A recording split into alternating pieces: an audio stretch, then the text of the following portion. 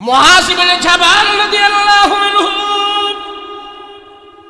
আল্লাহর রাসূলের কাছে হাঁটু ভেঙে বসে যায়। আমার নবী আমাকে এখন দোয়া শিখাইবে। নবীজি বিশেষভাবে আমাকে ডেকে বলতেছে, এগুলি আমার জন্য হাদিয়া। হায় রে, রাহমাতুল লিল আলামিন আমাকে হাদিয়া দিতেছে। কত বড় দামি জিনিস, কত বড় মহব্বতের জিনিস। নবীজি বলে, মুআয, 5 ওয়াক্ত নামাজের পরে সালাম ফিরানোর পরে তুমি এই দোয়াগুলো বেশি করে পড়বা। এই দোয়াটা তুমি বারবার পড়বা, বারবার পড়বা। আল্লাহর রাসূল মুআয ইবনে জাবালকে বলতেছে, ইয়া রাসূলুল্লাহ, আপনার কথা আমি মানবো, আপনি আমাকে দেন। আমিও আল্লাহর জন্য আপনাকে ভালোবাসি, আপনিও আমাকে আল্লাহর জন্য ভালোবাসা এমন জিনিস আমাকে দিতেছেন, আমি নেওয়ার জন্য প্রস্তুত আছি। নবী বলে, শোনো শোনো, ভালো করে শোনো, তুমি সবসময় দোয়াটা বেশি করে পড়বা। আল্লাহুম্মা আইন্নি আলা যিকরিকা ওয়া শুকরিকা ওয়া হুসনি ইবাদাতিক। মুআয রে, আল্লাহর কাছে তুমি বারবার চাইবা আর এই কথা বলবা, আল্লাহুম্মা আইন্নি আলা যিকরিকা ওয়া শুকরিকা ওয়া হুসনি ইবাদাতি ওয়া হুসনি ইবাদাতি। আল্লাহর রাসূল এত কিছু থাকার পরেও তার বিশেষভাবে আমলটা কেন দিল? আমার যদি গভীর কোনো বন্ধু থাকে, তাকে যদি আমি ভালোবাসি, গোপনে তার ভালো ভালো জিনিস আমি দিতে চাই। নবীজি বলে, মুআয, তোমার আমি জিনিসটা দিলাম নাও। 1 নম্বর হলো আল্লাহুম্মা আইন্নি আলা যিকরিকা। অর্থ হইল, আয় আল্লাহ, আপনি আমাকে আপনার স্মরণ করার তৌফিক দান করেন। যেইভাবে জিকির করলে আপনি খুশি হবেন, সেইভাবে জিকির করার তৌফিক আমাকে দান করেন। আল্লাহুম্মা আইন্নি আলা যিকরিকা। 2 নম্বরে আল্লাহর কাছে তুমি বলবা, আইন্নি আলা যিকরিকা ওয়া শুকরিকা। আল্লাহর দরবারে তুমি সব সময় শুকর আদায় করবা। শুকর আদায় করার তৌফিক যেন আল্লাহ পাক তোমাকে দান করে। 3 নম্বরে তুমি আল্লাহর কাছে বলবা, ওয়া হুসনি ইবাদাতি। আল্লাহ, আপনি আমাকে সুন্দর ইবাদত করার সুযোগ করে দিন। এই তো রাসূল তারা শেখাইলো সুন্দর ইবাদত করার জন্য। সুন্দর ইবাদত আমাদের ভিতরে কি সুন্দর ইবাদত আছে? এই যে শীত নামছে, এই শীত নামার ভিতরে দেখা যায় যে একটু সামান্য কুয়াশা পড়েছে, শীত পড়েছে, তাই দেখা যায় মসজিদের ভিতরে লোকজন নাই। কথা বলেন ঠিক কিনা? প্রচন্ড ঠান্ডার ভিতরে মানুষ ওযু যে করে, অনেক সময় ওযুর 4টা ফরজও সে আদায় করে না। কথা বলেন ঠিক কিনা? অথচ যার ওযু হয় নাই, তার নামাজ হয় নাই। যার নামাজ হয় নাই, তার কোনো ইবাদত আল্লাহর কাছে গ্রহণযোগ্য হয় নাই। কথা বলেন ঠিক কিনা? তাহলে রাসূল বলেন যে তুমি আল্লাহর কাছে সব সময় দোয়া করবা, ওয়া হুসনি ইবাদাতি। আয় আল্লাহ, আপনি আমাকে সুন্দর ইবাদত করার সুযোগ করে দেন। সুন্দর ইবাদত, হুসনি ইবাদত, ইবাদতের ভিতরে আপনি আমাকে সৌন্দর্য দান করে দেন। কি দান করে দেন বলেন না? বলে, হুজুর, আমরা তো ইবাদত করি, নামাজ পড়ি। দেখেন না, রাসূল পাক সাল্লাল্লাহু আলাইহি ওয়াসাল্লাম বলেছেন, আমার উম্মতের ভিতরে কিছু কিছু নামাজি ব্যক্তি, কিছু কিছু মুসল্লি, এরা নামাজ পড়েও জাহান্নামের ভিতরে যাবে। ওই নামাজ তাকে জাহান্নামে নিয়ে যাবে। আম্মা বা'দু ফাউযু বিল্লাহি মিনাশ শাইতানির রাজীম। বিসমিল্লাহির রাহমানির রহিম।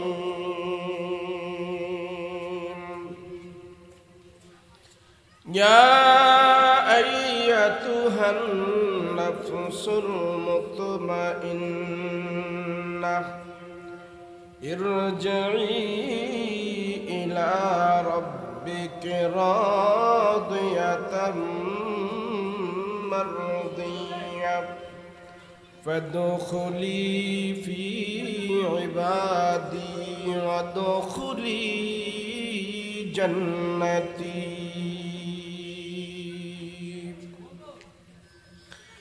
وقال الله تعالى عز وجل يا أيها الذين آمنوا اذكروا الله ذكرا كثيرا وسبحوه بكرة وأصيلا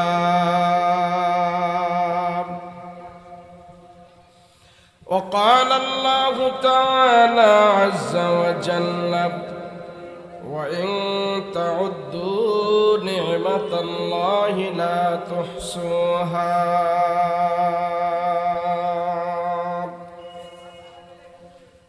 قال سيدنا رسول الله صلى الله عليه وسلم المرء على دين خليله فلينظر أحدكم من يخالل أو كما قال النبي عليه الصلاة والسلام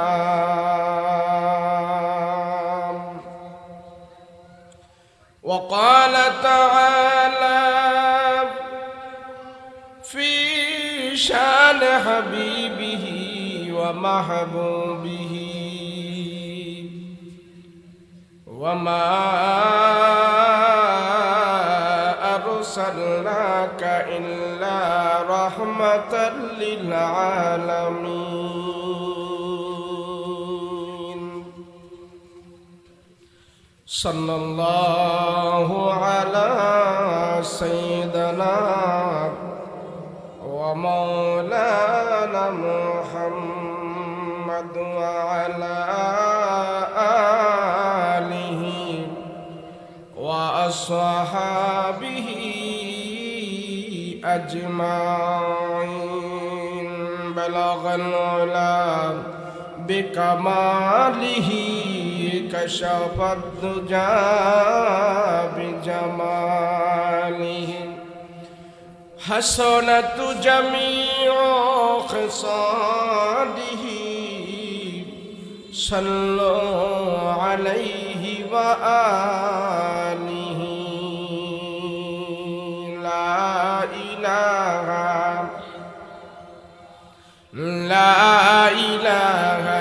إلا الله لا إله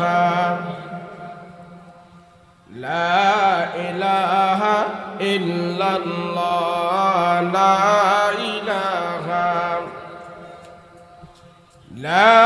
إله إلا الله لا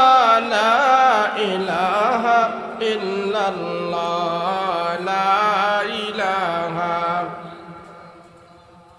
لا إله إلا الله لا إله إلا الله لا إله إلا الله محمد رسول الله صلى الله عليه وسلم মদিনাতুল উলুম ইসলামিয়া মাদ্রাসা ও এতিমখানার উদ্যোগে ওয়াজ দোয়ার মাহফিল। আজকের মাহফিলের শ্রদ্ধাভাজন সভাপতি জনাব আলহাজ আজিজুল হক বাচ্চু মিয়া সাহেব,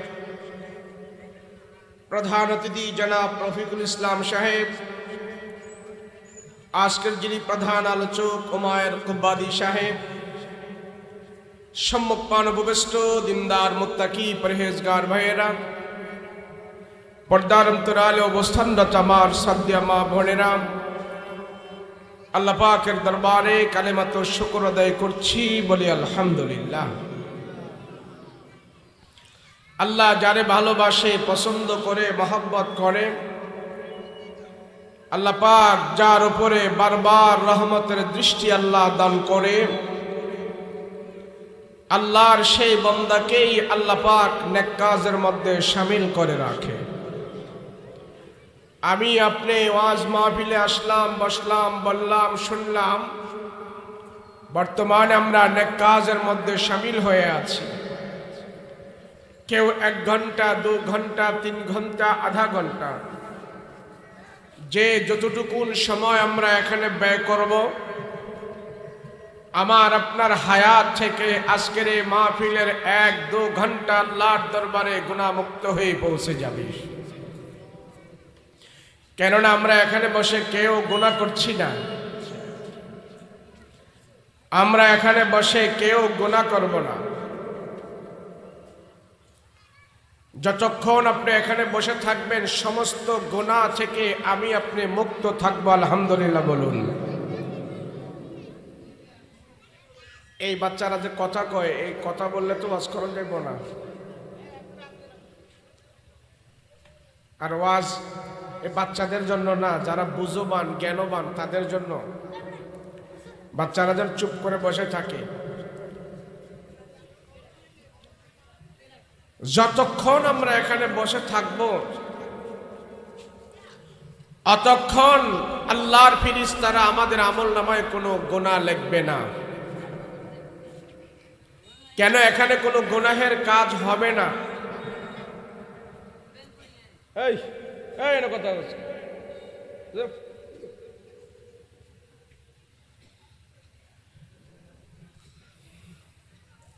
ওয়াজ মাহফিল নসিহত পৃথিবীতে সর্বপ্রথম শুরু করেছেন আল্লাহ পাক তার নবীদেরকে দিয়া। পৃথিবীতে সর্বপ্রথম ওয়াজ করেছেন নবীরা। কারা? নবীরা। এখন নবী নাই, সে নবীদের কাজগুলো নবীদের ওয়ারিসরা করতেছে। যত নবী আল্লাহ দুনিয়াতে পাঠিয়েছেন সমস্ত নবীদেরকে আল্লাহ পাক এই কথা বলেছেন, মাউইজাতুল হাসানা, সুন্দর মোলায়েম ভাষায় তোমার উম্মতকে জাতিকে নসিহত করতে থাকো। সব নবীর বেলায় 5 ওয়াক্ত নামাজ ছিল না, সব নবীর আমলে হজ ফরজ ছিল না, সব নবীর আমলে কোরআন কারীমের 30 পারা ছিল না, কিন্তু সব নবীর বেলায় ওয়াজ নসিহত ছিল। সব নবীর বেলায় ওয়াজ করে নসিহত করে তার উম্মতকে তারা বুঝিয়েছেন। কোন নবী 100 বছর ওয়াজ করেছেন, কোন নবী 1000 বছর পর্যন্ত দাওয়াত দিয়েছেন, কোন নবী তার উম্মতকে দাওয়াত দিতে যায়, ওয়াজ করতে যায়, নসিহত করতে যায় উম্মতের হাতে উনি শহীদ হয়ে দুনিয়া থেকে বিদায় হয়ে গেছেন। এরপরেও কোন রসূল কোন নবী আল্লাহর দিকে মানুষকে আহ্বান করা থেকে বিরত থাকে নাই। আল্লাহর কথা বলেই গিয়েছেন, ধর্মের কথা বলেই গিয়েছেন। জান যায় যাক, মান যায় যাক, দুনিয়া যায় যাক, সব কিছু হারাইতে পারে, মানুষকে আল্লাহর দিকে ডাকা বন্ধ করতে পারে না। আজকে আমার সামনে আমার সন্তান জাহান্নামী হচ্ছে, আজকে আমার সামনে আমার মেয়ে জাহান্নামী হচ্ছে, আজকে আমার সামনে আমার পাড়া মহল্লার মানুষ জাহান্নামী হচ্ছে, তাদের জীবন নষ্ট হয়ে যাচ্ছে, আল্লাহর নাফরমানি তারা করছে, আল্লাহর সাথে তারা জুলুম করছে। আর আমি দেখে দেখে তাকায়া তাকায়া আমি কিচ্ছু বলছি না। আমি বাবা তার কামতে করুক, আমার কাম আমি করি, আমার বেহেশতে আমি যাবো, তার দুজকে সে যাবে, তারে কোনো বলার দরকার নাই। এমন যদি হতো, যার যার চিন্তা যদি সে করত, সুদূর মক্কা মদিনা থেকে সেই আরব দেশ থেকে বাংলাদেশ পর্যন্ত ইসলাম পৌঁছতো না। কথা বলেন ঠিক কিনা? তারা নিজেদের চিন্তা করে নাই, তারা চিন্তা করেছে ভবিষ্যতে যারা দুনিয়াতে আসবে, প্রজন্মে যারা দুনিয়াতে আসবে, তারা যেন ইসলাম পায়, তারা যেন কোরআন পায়, তারা যেন জান্নাত চাইতে পারে, তারা যেন আল্লাহ মানতে পারে। আমার দায়িত্ব, আমি 50 বছর পরে যে সমস্ত মানুষ দুনিয়াতে আসবে তাদেরকেও ইসলামের দাওয়াত দিব, তারা যেন সেই ইসলাম পায়। সেই মনোভাব নিয়ে আরবের মানুষ, আমার রসূল এবং সাহাবাই কেরামেরা ইসলামের কাজ করেছে। আর তাদের কাজ করার বিনিময়ে আল্লাহ সেই সুদূর থেকে নোয়াখালী পর্যন্ত ইসলাম পৌঁছে দিয়েছে। কথা বলেন ঠিক কিনা? নবীর সাহাবীরা যদি চিন্তা করত, আমরা আরামে থাকবো, আমরা কেন এত কষ্ট করব? আমরা এত কষ্ট করার দরকার কি? নবীকে আমরা দেখছি, জাহান্নাম আমাদের জন্য হারাম, জান্নাতে আমরা যাব, এত কষ্ট করার তো দরকার নাই। কথা বলেন ঠিক কিনা? যেমন আমরা বলি, ও বিড়ি খাইতেছে খাক, ও গাঞ্জা খাইতেছে খাক, ও হারাম খাইতেছে খাক, হেরে বাধা দেওয়ার দরকার নাই, হেরে আবার বলারও দরকার নাই। হের হারাম হেরে জাহান্নামে নিবে, আমার নামাজ রোজা আমার হালাল আমার জান্নাতে নিবে। এই চিন্তা করে যদি সমাজে এইভাবে আমরা চলি, সাহাবীরা যদি এইভাবে চলতো, তাহলে কি আমাদের পর্যন্ত কোরআন পৌঁছতো? কথা বলেন, পৌঁছতো? পৌঁছে নাই। আমার উপরে কিছু দায়িত্ব আছে, আমার উপরে কিছু কর্তব্য আছে। আমি রাসূলুল্লাহর সৈনিক, আল্লাহর সৈনিক, কোরআনের সৈনিক। আমাকে কিছু দায়িত্ব দেওয়া হয়েছে মুমিন হিসাবে, ইমানদার হিসাবে। আমার দায়িত্ব যদি আমি ত্রুটি করি, আল্লাহর দরবারে জবাবদিহি করতে হবে। কথা বলেন ঠিক কিনা? জবাবদিহি করতে হবে। আমার সামনে যদি আমার ছেলে আগুনে হাত দেয়, বলেন আমি কি তার হাতটা পুড়তে দিব? কথা বলেন না, দিব? দিব না। আমার সামনে যদি আমার মেয়ে গর্তে পড়ে যায়, আমি কি তাকে পড়তে দিব নাকি টেনে ধরব?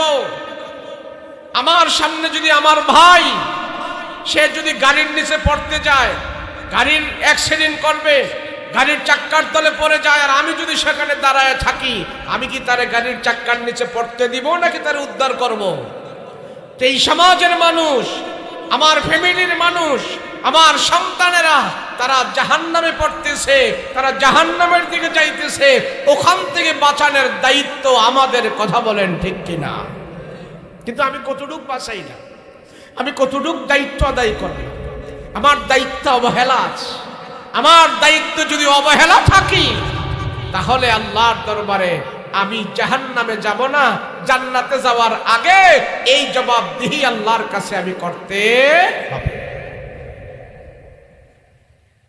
জবাব দিতে হবে। কেন সন্তান, আমার সন্তান ডাক্তার হয়েছে, ইঞ্জিনিয়ার হয়েছে, ব্যারিস্টার হয়েছে, এমপি মন্ত্রী হয়েছে, বড় চাকরিজীবী হয়েছে, কিন্তু আমার সন্তান কেন সূরা ফাতিহাটা জানে না? কেন আমার সন্তান কোরআন তেলাওয়াত করতে জানে না? কেন কোরআন সহি করে পড়তে পারে না? আমার বাবার যদি সেখানে অবহেলা থাকে, আল্লাহর দরবারে আমার বাবা, আমি বাবা জবাবদিহি করতে হবে। কথা বলেন ঠিক কিনা? সবই হইল, কিন্তু আমার সন্তানের কোরআন কেন হলো না? আমার সন্তানে কোরআন কেন পড়তে পারলো না? আমার মেয়ে কেন কোরআন পড়তে পারে না? সে ইংরেজি পারে, সে বাংলা পারে, সে হিন্দি পারে, সে সব পারে, কোরআন কেন পারে না? সেই জন্য আমার বাবার একটু দ্বিধাবোধ হয় না, একটু অনুভূতি আসে না, আল্লাহর কোরআন আমার সন্তান পড়তে পারে না। কারণ কি? এমনও অবস্থা হয়, নামাজ পড়তে যে কয়েকটা সূরা লাগে, 5-6টা সূরা লাগে। এই সমাজে বহুত মানুষ আছে নামাজের 5-6টা সূরা পর্যন্ত সহি শুদ্ধ করে জানে না। আছে না? নাই? কিন্তু ইল্লা মাশাআল্লাহ নোয়াখালীর মানুষ এগুলি দিক দিয়ে আগায় আছে। এরা আল্লাহ দিলে জানে। কিতা ঠিক না? নোয়াখালীর মানুষ আল্লাহ তাআলা ধর্মের এলেমও দিয়েছে, দুনিয়ার এলেমও দিয়েছে, সেই জন্য অন্য অন্য দিক থেকে আপনারা একটু আগায়া আছেন। আমি তো অনেক জায়গায় বলি, নোয়াখালী যদি জন্ম না হতো, তাহলে বাংলাদেশের মানুষ এত তাড়াতাড়ি ইসলাম পাইতো না, আরো 50 বছর লাগতো। এটা আপনারা নোয়াখালী থাইকা এটা অনুভব করতে পারবেন না। যদি বাংলাদেশের বিভিন্ন জেলায় সফর করেন, তাহলে এটা অনুভব করতে পারবেন। নোয়াখালীর মানুষদের কোরআনের পিছনে, ধর্মের পিছনে, ধর্মের বাণী সারা দুনিয়াতে পৌঁছানোর পিছনে অনেক অবদান আছে। বাংলাদেশে উত্তরবঙ্গে গেলে আমরা দেখি, সেদিকের মানুষ অজু জানে না, নামাজ জানে না, গোসল জানে না, ফরজ গোসল কারে কয়, সুন্নত গোসল কারে কয়, এগুলি তারা জানে না। যাই হোক কিছু ইল্লা মাশাআল্লাহ জানে, তাও কুমিল্লা, নোয়াখালী, ফেনী, চাঁদপুর এই সমস্ত অঞ্চলের মানুষদের অবদান, আলেম ওলামাদের অবদানের কারণে উত্তরবঙ্গের মানুষেরা নামাজ রোজা কিছু শিখেছে। বগুড়া পার হয়ে একটা জেলা আছে জয়পুরহাট, আমি গেলাম সেখানে জয়পুরহাটে ওয়াজ করতে। তো জয়পুরহাটের শহরের পাশে বিশাল বড় রেল লাইন। তো এই রেল লাইনের ওখানে সাইনবোর্ড দেওয়া আছে নোয়াখালী গ্রাম। কি দেওয়া আছে? নোয়াখালী গ্রাম। কি রে, নোয়াখালী তো একটা জেলা, এটা আবার একটা গ্রাম হইল কে? তো জিজ্ঞেস করলাম, কিছু মুরব্বী পাইলাম, জিজ্ঞেস করলাম, চাচা এখানে নোয়াখালী গ্রাম কে? এখান থেকে ওই যে গ্রামের শেষ মাথা পর্যন্ত যা দেখছেন এরা সব নোয়াখালীর মানুষ। তুমি যে হেরা নোয়াখালী তুই রাইখা এইখানে আসলো কে? তারা এখন আসে নাই তো, এরা আসছে হুজুর স্বাধীনের আগে আসছে কেউ, পরে আসছে কেউ, 40 বছর 50 বছর 60 বছর হয়ে গেছে তারা এই এলাকায় আসছে। এই এলাকায় আইসা মসজিদে, মাদ্রাসায়, আলিয়া মাদ্রাসায় এখানে সেখানে তারা ইমামতি করেছে এবং আমাদের ধর্মীয় প্রতিষ্ঠানগুলো তারা পরিচালনা করেছে। এক এক করে যেন তারা আসছে, আস্তে আস্তে এরা এখানে বাড়ি ঘর, নাতি পতি, বিবাহ শাদী হয়েছে এবং তাদের এই পুরা গ্রাম নোয়াখালীর মানুষের এখানে গ্রাম করছে। আর তাদের আসার দ্বারা তারা যদি দেশে না আসতো হুজুর, আমরা নামাজ রোজা শিখতে পারতাম না, ওযু গোসল শিখতে পারতাম না। এরা এসে এসে আমাদের মসজিদের ভিতরে, আমরা যখন ছোট ছিলাম আমাদেরকে তারা সূরা ফাতিহা পড়াইছে, আমাদেরকে তারা তাশাহুদ পড়াইছে, নামাজ শিখাইছে, কোরআন শিখাইছে। এদের তালিমের বিনিময় আমরা কিছু শিখতে পেরেছি। এরা যদি আজকে থেকে 40-50 বছর পর আগে না আসতো, আমরা এখনো সূরা ফাতিহা শিখতে পারতাম না। তাহলে অবদান আছে না নাই? এইভাবে সাহাবায়ে কেরাম মক্কা মদিনা থেকে হিজরত করে সারা দুনিয়াতে যখন ছড়িয়েছে, তাদের বিনিময় আমরাও কোরআন পেয়েছি। কথা বলেন ঠিক কিনা? কিন্তু কোরআনের গুরুত্ব, কোরআনের মহত্ব তা কি, শিখলে লাভ কি, না শিখলে ক্ষতি কি, এগুলি আমরা বুঝতে চাই না। না শিখলে বহুত ক্ষতি আছে। আমার যদি নামাজ পড়ার জন্য 5-6টা সূরা যদি আমার জানা না থাকে, দুরূদ তাশাহুদ জানা না থাকে, সূরা ফাতিহা জানা না থাকে, সূরা ফাতিহার পরে যে কয়টা সূরা মিলাবো, এই সূরাগুলো যদি আমার জানা না থাকে, আমি যদি খানায় কাবার সামনে নিয়েও নামাজ পড়ি, আমার নামাজ হবে? আর যদি আমার সূরা ফাতিহা শুদ্ধ আছে, আমার তাশাহুদ শুদ্ধ আছে, নামাজের 13টা ফরজ আছে, 14টা ওয়াজিব আছে, নামাজ ভঙ্গের কারণ 19টা আছে, এগুলো যদি আমার জানা থাকে, আমি যদি ভাঙ্গা মসজিদেও নামাজ পড়ি, আমার নামাজ আল্লাহ গ্রহণ করে নেবে। কথা বলুন ঠিক কিনা? জানা দরকার আছে না নাই? কথা বলেন আছে না নাই? কিন্তু মানুষ অকৃতজ্ঞ, আমরা মানুষ অকৃতজ্ঞ হয়ে গেছি, অকৃতজ্ঞ। আল্লাহ আমারে দেয় নাই, কি দেয় নাই? দুনিয়াতে কিছু সম্পদ আমারে দেয় নাই, আমার বাড়ি এখনো ভালো হয় নাই, আমার ঘর এখন বিল্ডিং হয় নাই, আমি এখন বড় কিছু হতে চাই, হতে পারি নাই। এই পেরেশানি আর লোভের কারণে আমার 50, 60, 70 বছরের জীবন পার হয়ে গেছে। আখিরাত যে আমার আছে, পরকালের যেই সুবিশাল জান্নাত আমার আছে, সেই জান্নাতের কথা আমরা ভুলে গিয়েছি। কথা বলেন ঠিক কিনা? দেখেন, একটা মানুষ সে যদি শত চেষ্টা করে যে আমি দুনিয়াতে এটা হব, কিন্তু না, আপনি মনে করতে হবে দুনিয়ার পদবি, পদ, লোভ, লালসা, টাকা পয়সা, ক্ষমতা, দম, দৌলত, এই সবগুলো আল্লাহ দুনিয়াতে রেখেছেন আমাদের ভাগ্যের বিনিময়। কিসের বিনিময়? যারা বলেন না কিসের বিনিময়? ভাগ্যে যদি আমার থাকে আমি এমপিও হতে পারবো, ভাগ্যে যদি আমার থাকে আমি মন্ত্রীও হতে পারবো, ভাগ্যে যদি আমার থাকে আমি শিল্পপতিও হতে পারবো, ভাগ্যে যদি আমার থাকে আমি বিশাল বড় কিছু হতে পারবো। ভাগ্যে যদি আমার না থাকে, বড় কিছু হওয়ার পরও সেগুলি আবার আমার হাত থেকে ছাড়া হয়ে যাবে। কথা বলেন ঠিক কিনা? তো দুনিয়ার সব কিছু আল্লাহ রেখেছেন ভাগ্যের বিনিময়। কিসের বিনিময়? জোরে বলেন, কিসের বিনিময়? কিন্তু আল্লাহ জান্নাত রেখেছেন ভাগ্যের বিনিময় না, জান্নাত রেখেছেন আমলের বিনিময়। কথা বলেন, কিসের বিনিময়? আমলের বিনিময়। আপনি এমন হাদিস কোরআন কোথাও পাবেন না ভাগ্যের গুণে আপনি বেহেশত পেয়ে যাবেন। আল্লাহ আমার ভাগ্যে বেহেশত রেখেছে, ভাগ্যে থাকলে আমি বেহেশত যেতেও পারবো না। ইবাদত বন্দেগীর পর দয়া হইলে আল্লাহ আপনাকে বেহেশত দিবে। ভাগ্যের কথা হলো বেহেশতের সাথে নয়, বেহেশতের সাথে ওয়াদা হলো আমলের, বেহেশতের সাথে ওয়াদা হলো আমল করতে হবে। যেই যেই কোয়ালিটিগুলো আল্লাহ বর্ণনা করেছেন সেই কোয়ালিটির গুণগুলো আমার ভিতরে আসতে হবে। আসার পরে আমি আল্লাহর উপরে ভরসা করব, আল্লাহ আমার জান্নাত দিবে। তাহলে বোঝা গেল দুনিয়ার সব কিছু, দুনিয়ার পাওয়া, দুনিয়া হাতছাড়া, দুনিয়া অর্জন হওয়া, পদ পদবী সব কিছু আমার কাছে আসা যদি আমার ভাগ্যে থাকে আসবেই, আসবেই, আসবেই। কথা বলেন ঠিক কিনা? আবার আমার ভাগ্যে না, এটা আমার ছেড়ে চলে যাবে। কিন্তু জান্নাত এমন না, বেহেশত এমন না, এটা যখন আল্লাহ আপনাকে দিয়া দিছে এটা আর হাতছাড়া হবে না। বেহেশতের ভিতরে যে ঢুকে গেছে তাকে আর কোনোদিন বের করা হবে না। তোমাকে আমি জান্নাতের ভিতরে ঢুকিয়েছি, এখানে কোনো অশান্তি নাই, এখানে কোনো লয় নাই, ক্ষয় নাই, অভাব নাই, দুঃখ নাই, রোগ নাই, সুখ নাই, বিমারি নাই। আমি আল্লাহ তোমারে বেহেশতের ভিতরে ঢুকাইয়া দিলাম, আর জান্নাত থেকে তোমাকে বের করা হবে না।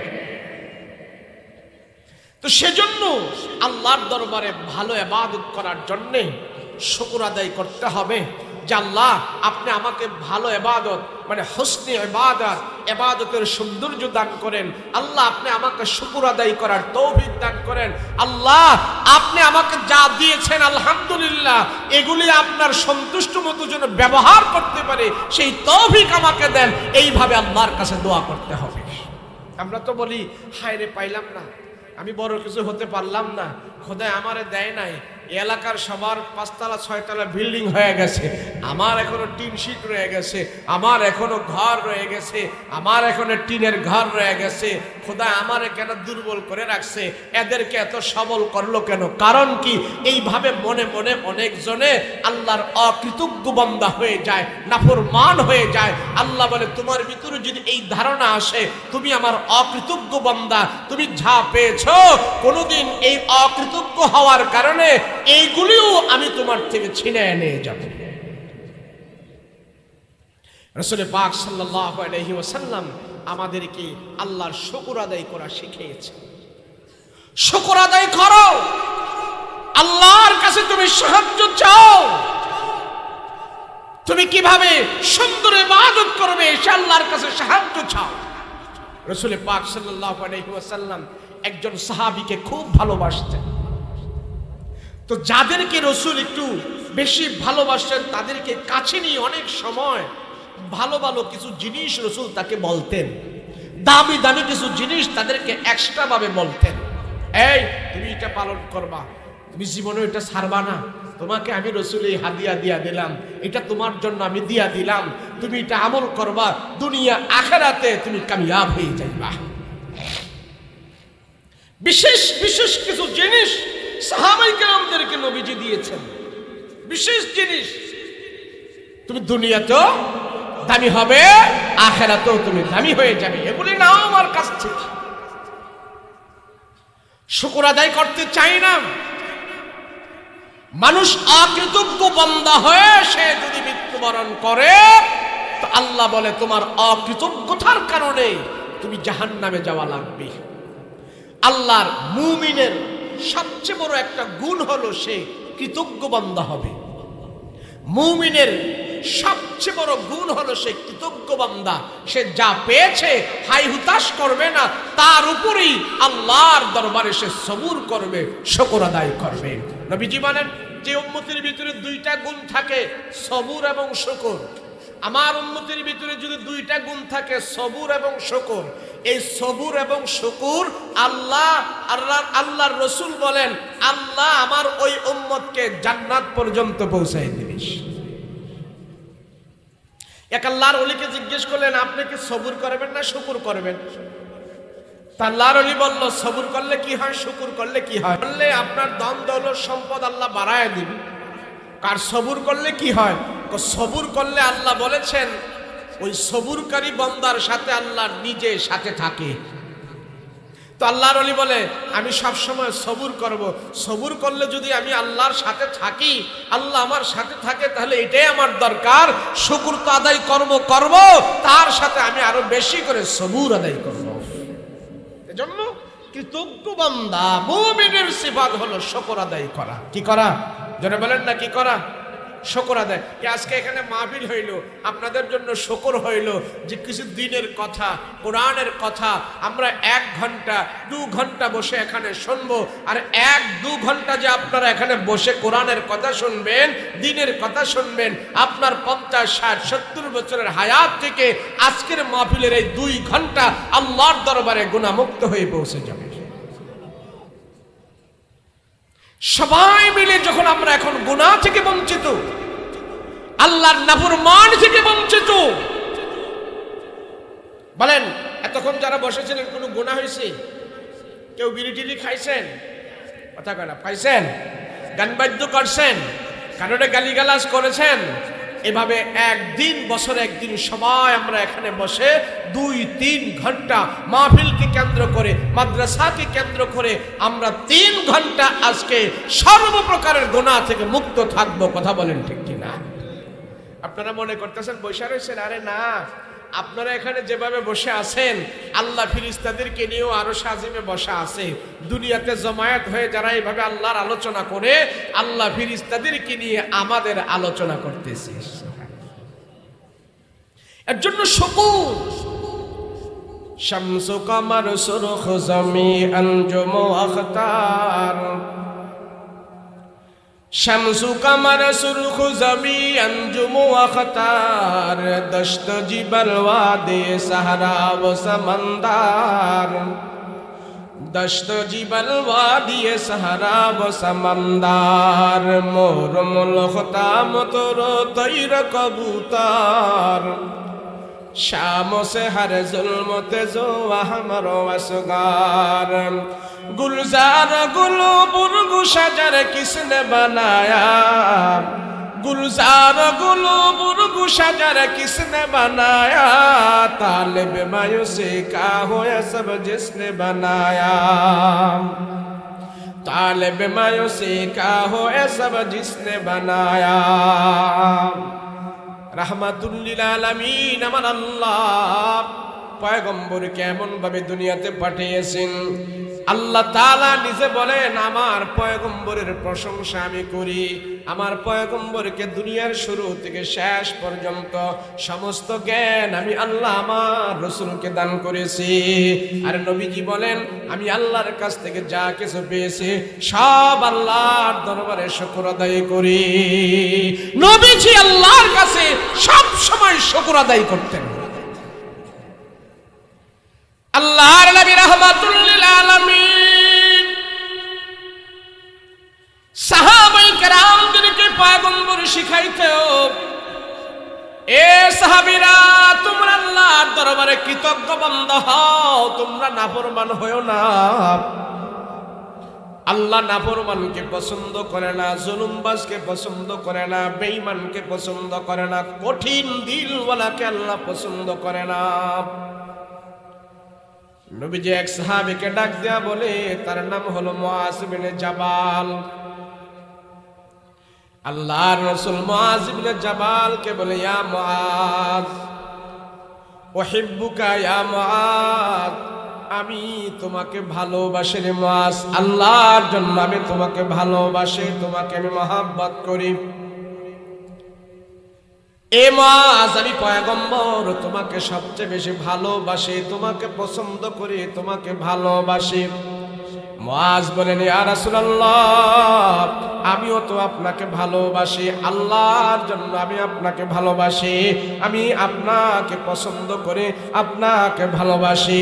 রাহমাতুল লিল আলামিন বলে, মুআজ তোমাকে যে ভালোবাসি, তোমাকে যে মহব্বত করি, তুমি আমার মহব্বতের মানুষ, সেই জন্য তোমাকে কিছু উপহার দিতে চাই, তোমাকে কিছু দামি দামি জিনিস আমি দিতে চাই। যে যারে ভালোবাসি সে তারে সবচেয়ে দামি জিনিসটা দিতে পছন্দ করি, যে যারে মহব্বত করে তার কাছে ভালো জিনিসটা তারে দিতে পছন্দ করে। রাসূল বলে মুআজ আমি আল্লাহর জন্য তোমাকে ভালোবাসি। মুআজ বলে রাসূল গো আমিও আপনাকে আল্লাহর জন্য ভালোবাসি। সাহাবীদের ভিতরে আর পয়গম্বরের ভিতরে আল্লাহর জন্য তাদের ভালোবাসা ছিল, সব সময় ভালোবাসতেন, বেশি বেশি তারা ভালোবাসতেন, একে অপরকে মহব্বত করতেন। আর সেই মহব্বতটা ছিল নিজের জন্য না, আল্লাহর জন্য। রাহমাতুল লিল আলামিন বলে মুআজ আমি যে তোমাকে ভালোবাসি সেই জন্য তোমাকে কিছু জিনিস আমি দিতে চাই, তোমাকে আমি মহব্বত করি, কিছু একটা জিনিস আমি তোমাকে দিতে চাই, সেই জিনিসগুলো হলো অনেক দামি। মুআজ যখন শুনছে আমার পয়গম্বর আমাকে কিছু দিবে, নবীজি আমারে কিছু দিতে চায়, সেই জন্য নবীর সাহাবী মুআজ ইবনে জাবাল আমার পয়গম্বরের কাছে হাঁটু ভেঙে একবারে চুপচাপ বসে গেছে, মনোযোগ দিয়ে নবীর কথাগুলো শোনার জন্য।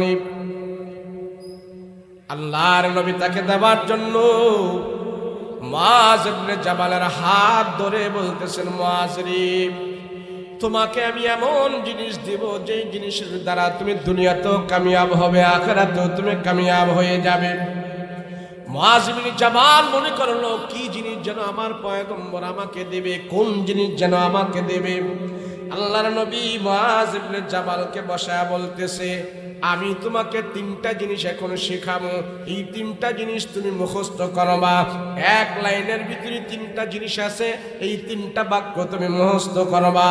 আর এই তিনটা জিনিস তোমাকে শিখায় দেওয়ার পর প্রত্যেক নামাজের পরে তুমি এই দোয়াটা করবা। এই দোয়া কোনোদিন তুমি নামাজের পরে ভুলে যাইবা না, প্রত্যেক নামাজের পরে তুমি দোয়াটা পড়বা। আর এই দোয়া যখন পড়বা আল্লাহ তোমার দুনিয়া আখিরাতে সম্মানী এবং নামি দামি বানায়া দেবে। মুআজ ইবনে জাবাল রাদিয়াল্লাহু আনহু আল্লাহর রাসূলের কাছে হাঁটু ভেঙে বসে যায়। আমার নবী আমাকে এখন দোয়া শিখাইবে, নবীজি বিশেষভাবে আমাকে ডেকে বলতেছে এগুলি আমার জন্য হাদিয়া। হায়রে রাহমাতুল লিল আলামিন আমাকে হাদিয়া দিতেছে, কত বড় দামি জিনিস, কত বড় মহব্বতের জিনিস। নবীজি বলে মুআজ 5 ওয়াক্ত নামাজের পরে সালাম ফিরানোর পরে তুমি এই দোয়াগুলো বেশি করে পড়বা।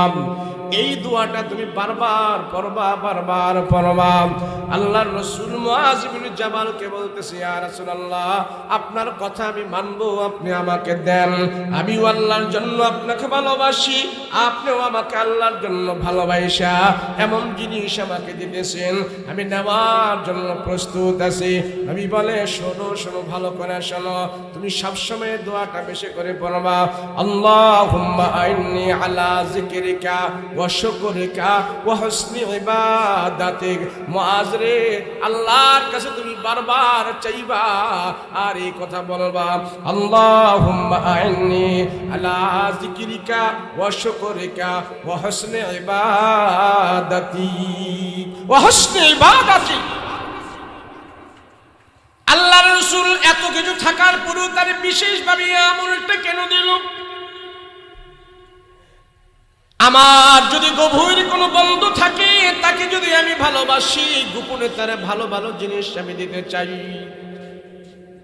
নবীজি বলে মুআজ তোমার আমি জিনিসটা দিলাম নাও। এক নম্বর হলো আল্লাহুম্মা আইন্নি আলা যিকরিকা, অর্থ হইল আয় আল্লাহ আপনি আমাকে আপনার স্মরণ করার তৌফিক দান করেন, যেইভাবে জিকির করলে আপনি খুশি হবেন সেইভাবে জিকির করার তৌফিক আমাকে দান করেন। আল্লাহুম্মা আইন্নি আলা যিকরিকা। 2 নম্বরে আল্লাহর কাছে তুমি বলবা আইন্নি আলা যিকরিকা ওয়া শুকরিকা, আল্লাহ আল্লাহর দরবারে তুমি সব সময় শুকর আদায় করবা। শুকর আদায় করার তৌফিক যেন আল্লাহ পাক তোমাকে দান করে। 3 নম্বরে তুমি আল্লাহর কাছে বলবা ওয়া হুসনি ইবাদাতি, আল্লাহ আপনি আমাকে সুন্দর ইবাদত করার সুযোগ করে দিন। এই তো রাসূল তারা শেখাইলো সুন্দর ইবাদত করার জন্য। সুন্দর ইবাদত আমাদের ভিতরে কি সুন্দর ইবাদত আছে?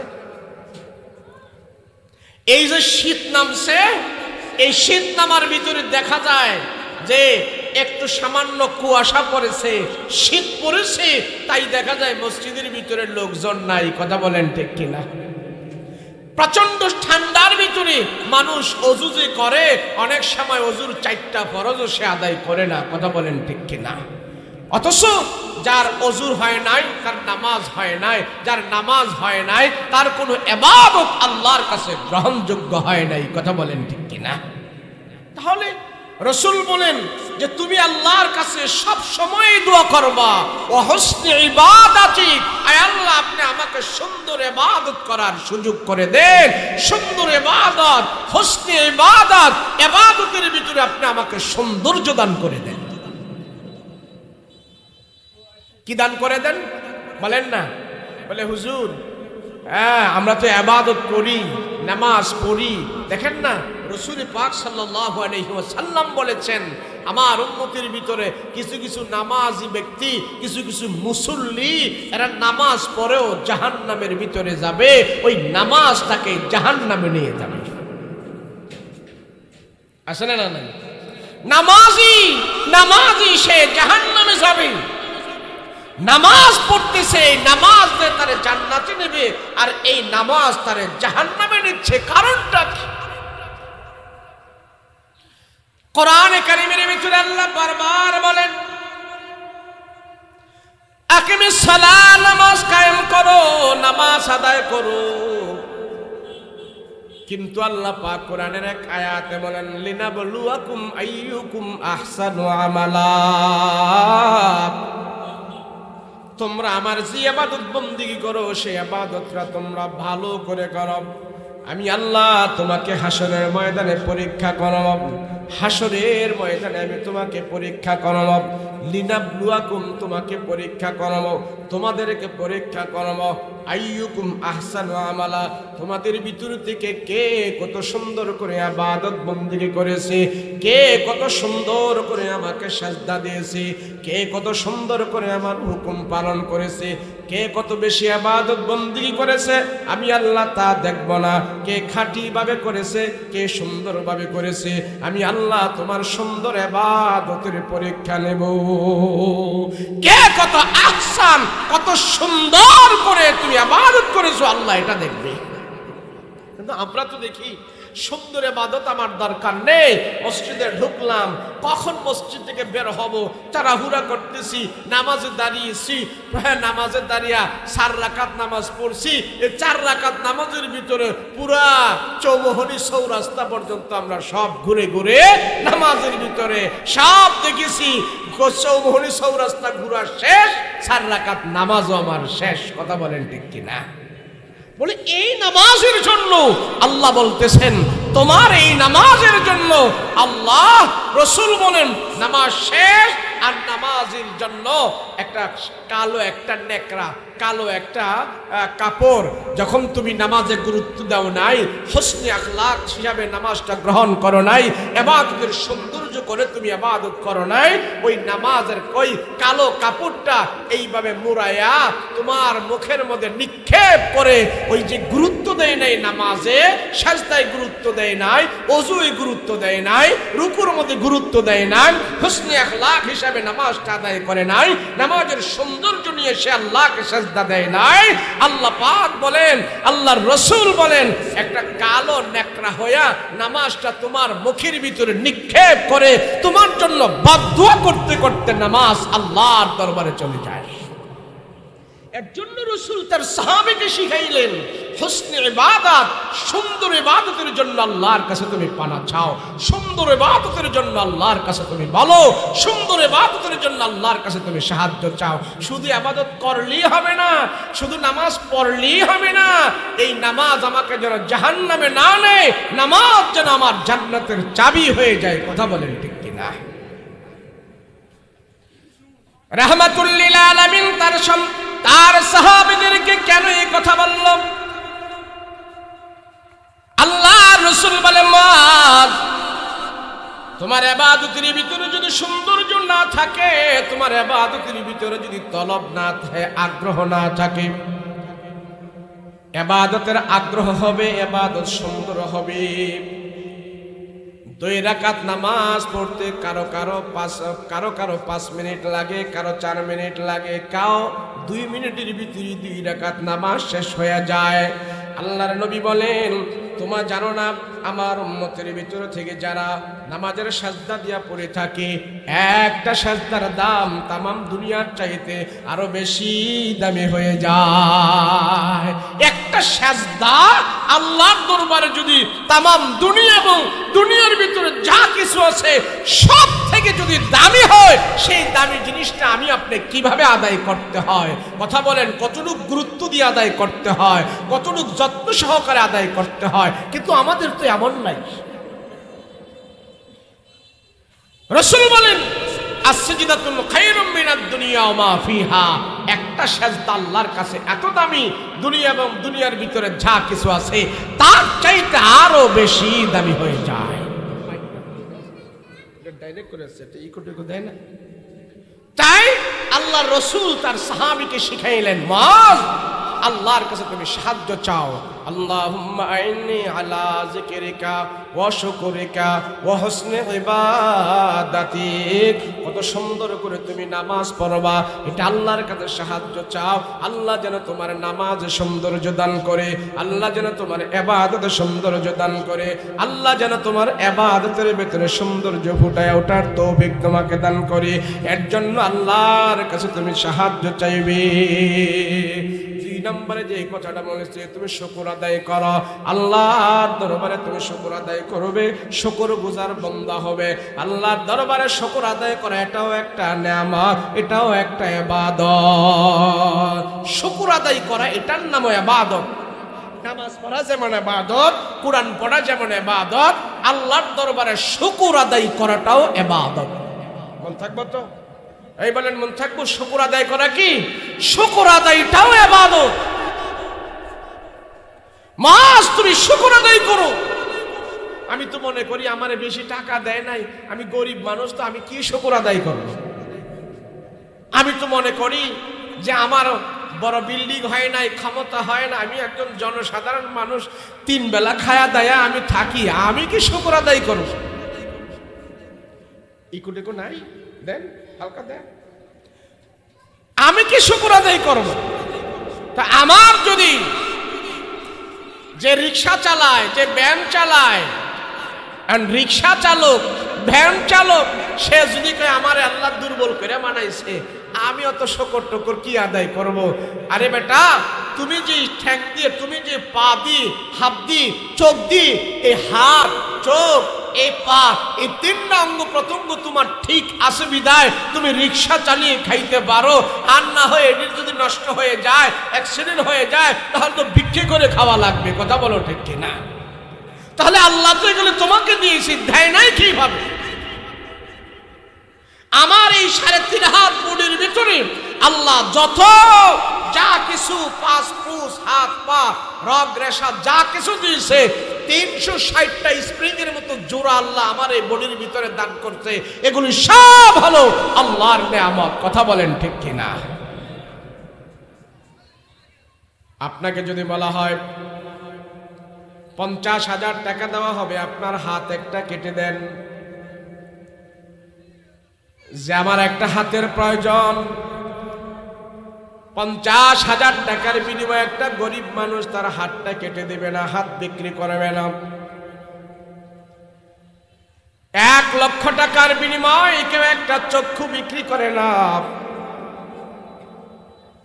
বলে তোমার আমার কিডনির প্রয়োজন, তোমাকে 1 লক্ষ টাকা দেব, কিডনি দাও। কেউ কিডনি বিক্রি করবে না। আল্লাহ ডাক দেয়া কয়, মুমিন, লক্ষ লক্ষ কোটি কোটি টাকার সম্পদ আমি আল্লাহ তোমাকে দিয়েছি। লক্ষ লক্ষ কোটি কোটি টাকার সম্পদ আমি আল্লাহ তোমাকে দিয়েছি। তুমি যদি চিন্তা করো তোমাকে কিছু দেই না, এটা হবে তোমার নেমক হারাম, এটা হবে নাশুকরিয়া বান্দা। আমার দরবারে কৃতজ্ঞ বান্দা হও, নাশুকরিয়া বান্দা তুমি হয়ো না, কৃতজ্ঞ বান্দা হও। আল্লাহর নবী রাহমাতুল লিল আলামিন আল্লাহর দরবারে সব সময় শুকর আদায় করতেন।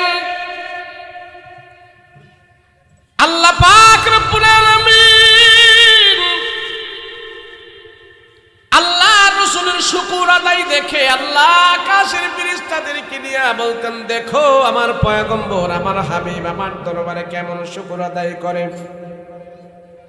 নবীজির মা নাই, নবীজির বাবা নাই, নবীজি দুনিয়াতে খেজুর গাছের বিছানায়, খেজুর পাতার বিছানায় জীবন যাপন করেছে, এরপরও শুকর আদায় করে। আল্লাহ কয়, দেখো আমার পয়গম্বর আমার দরবারে শুকর আদায় করে। শুকর গুজার বান্দাকে আল্লাহ সব সময় বেশি ভালোবাসে। জিবরাইল আমিন এসে ডাক দিয়া বলে, ইয়া রাসূলুল্লাহ, ইয়া হাবিবাল্লাহ, নবী গো, আল্লাহ পাক জানায় দিছি, আপনি যদি চান, আপনি যদি দুনিয়ার মজা হাসিল করতে চান, আপনি যদি দুনিয়াতে সুখ শান্তির ভিতরে থাকতে চান, আপনি যদি দুনিয়াতে ধাম্বিকতার সহিত মজার সহিত চলতে চান, আরাম আয়েশের সহিত চলতে চান, এই যে উহুদ পাহাড় দেখেন, এই উহুদ পাহাড়টা পয়গম্বর আল্লাহ পাক আপনার জন্য স্বর্ণ বানায়া দেবে। আর এই স্বর্ণ উহুদ পাহাড় আপনার পিছনে পিছনে ঘুরতে থাকবে। আপনি ইচ্ছা করলে উহুদ পাহাড় থেকে স্বর্ণ বিক্রি করে করে আপনি দুনিয়াতে ভোগ বিলাসে আপনি চলতে পারবেন। আপনি যদি চান আল্লাহ আপনার অভাব দূর করে দেওয়ার জন্য, দুনিয়াতে আপনি আনন্দ করার জন্য, উহুদ পাহাড়টা আপনার জন্য আল্লাহ পাক স্বর্ণ বানায়া দেবে। নবীজি আপনি কি বলেন আল্লাহ জানতে চান। রাহমাতুল লিল আলামিন ডাক দিয়ে বলে, ও জিবরাইল, না না না না না, আমার উম্মতের ভিতরে এমন মানুষ হবে, এমন উম্মত আমার থাকবে,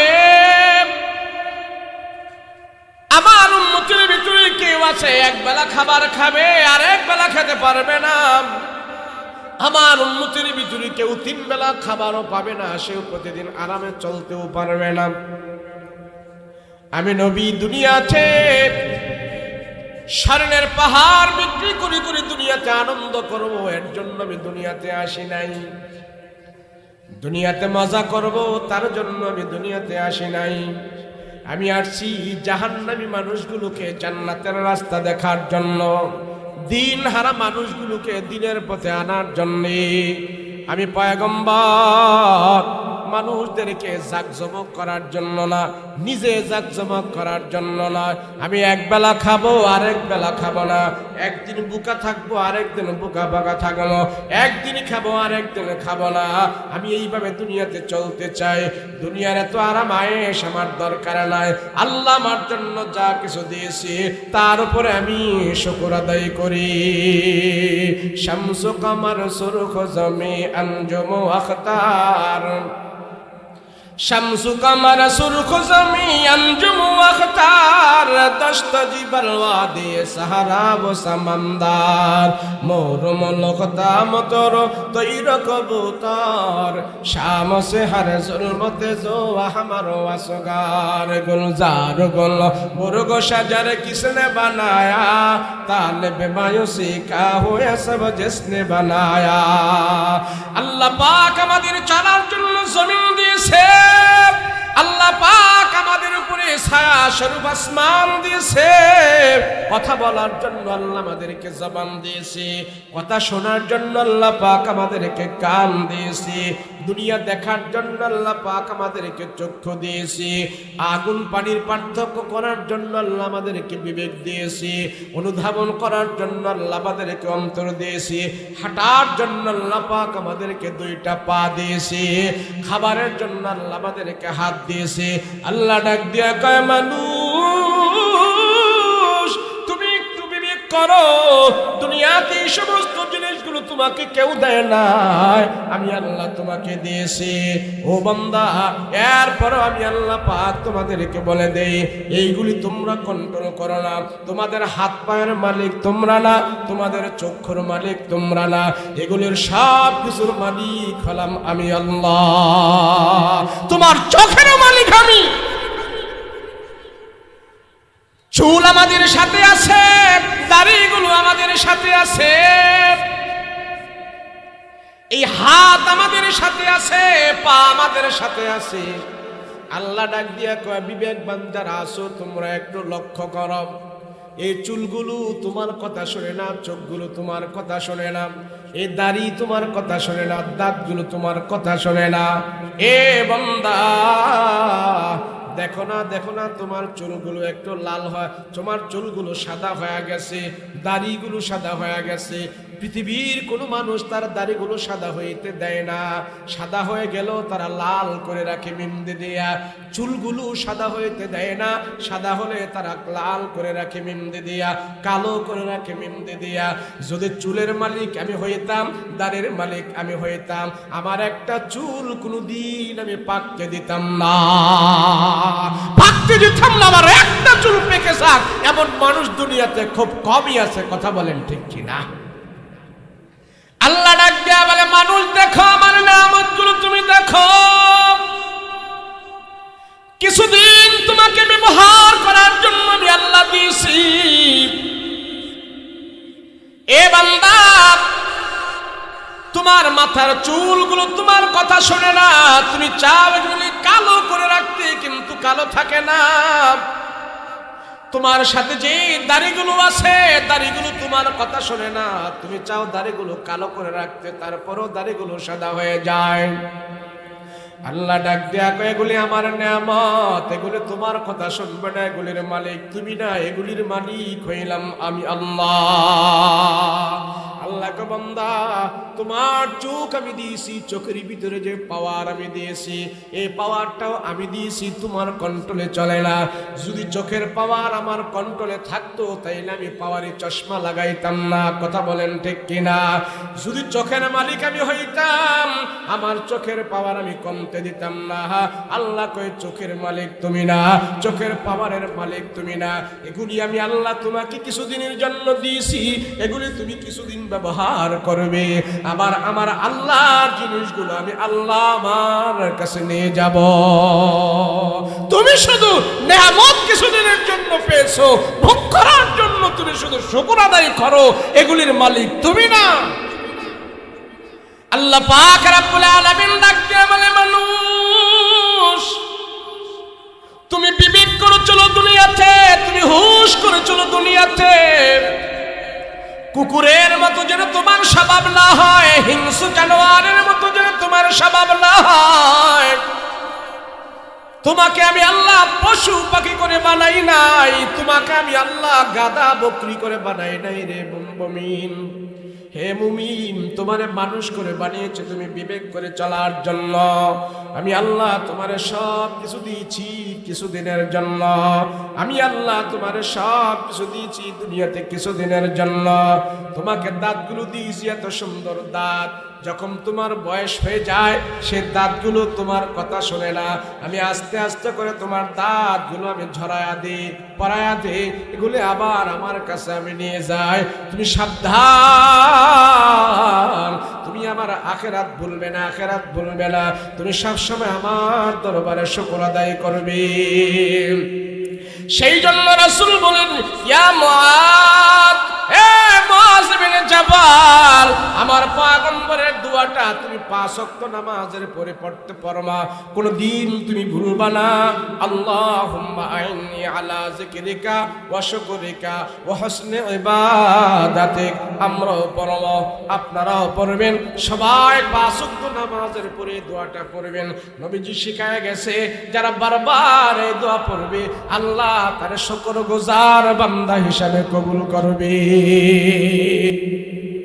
কুকুরের মতো যেন স্বভাব না হয়। গাছের পাতা ঝরে যায়, সবুজ পাতা একদিন ঝরে যায়।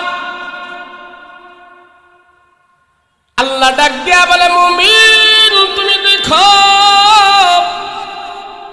সকাল বেলা সূর্য উদিত হয়েছে, আবার বিকাল বেলা সূর্য ডুবে গেছে, তোমার মেসেজ দিয়া গেছে আমি তোমার কাছে আসছিলাম আবার চলে যাই। তুমিও দুনিয়াতে একদিন আসছো আমার সূর্যের মতন, আবার তুমি ডুবে যাবে, তুমিও দুনিয়া থেকে চলে যাবে, আমি মেসেজ দিয়ে যাই। গাছের পাতা সবুজ সব সময় থাকে না,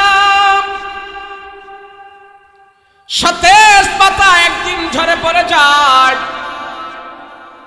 আল্লাহ ডাক দেয়া বলে এ মুমিন,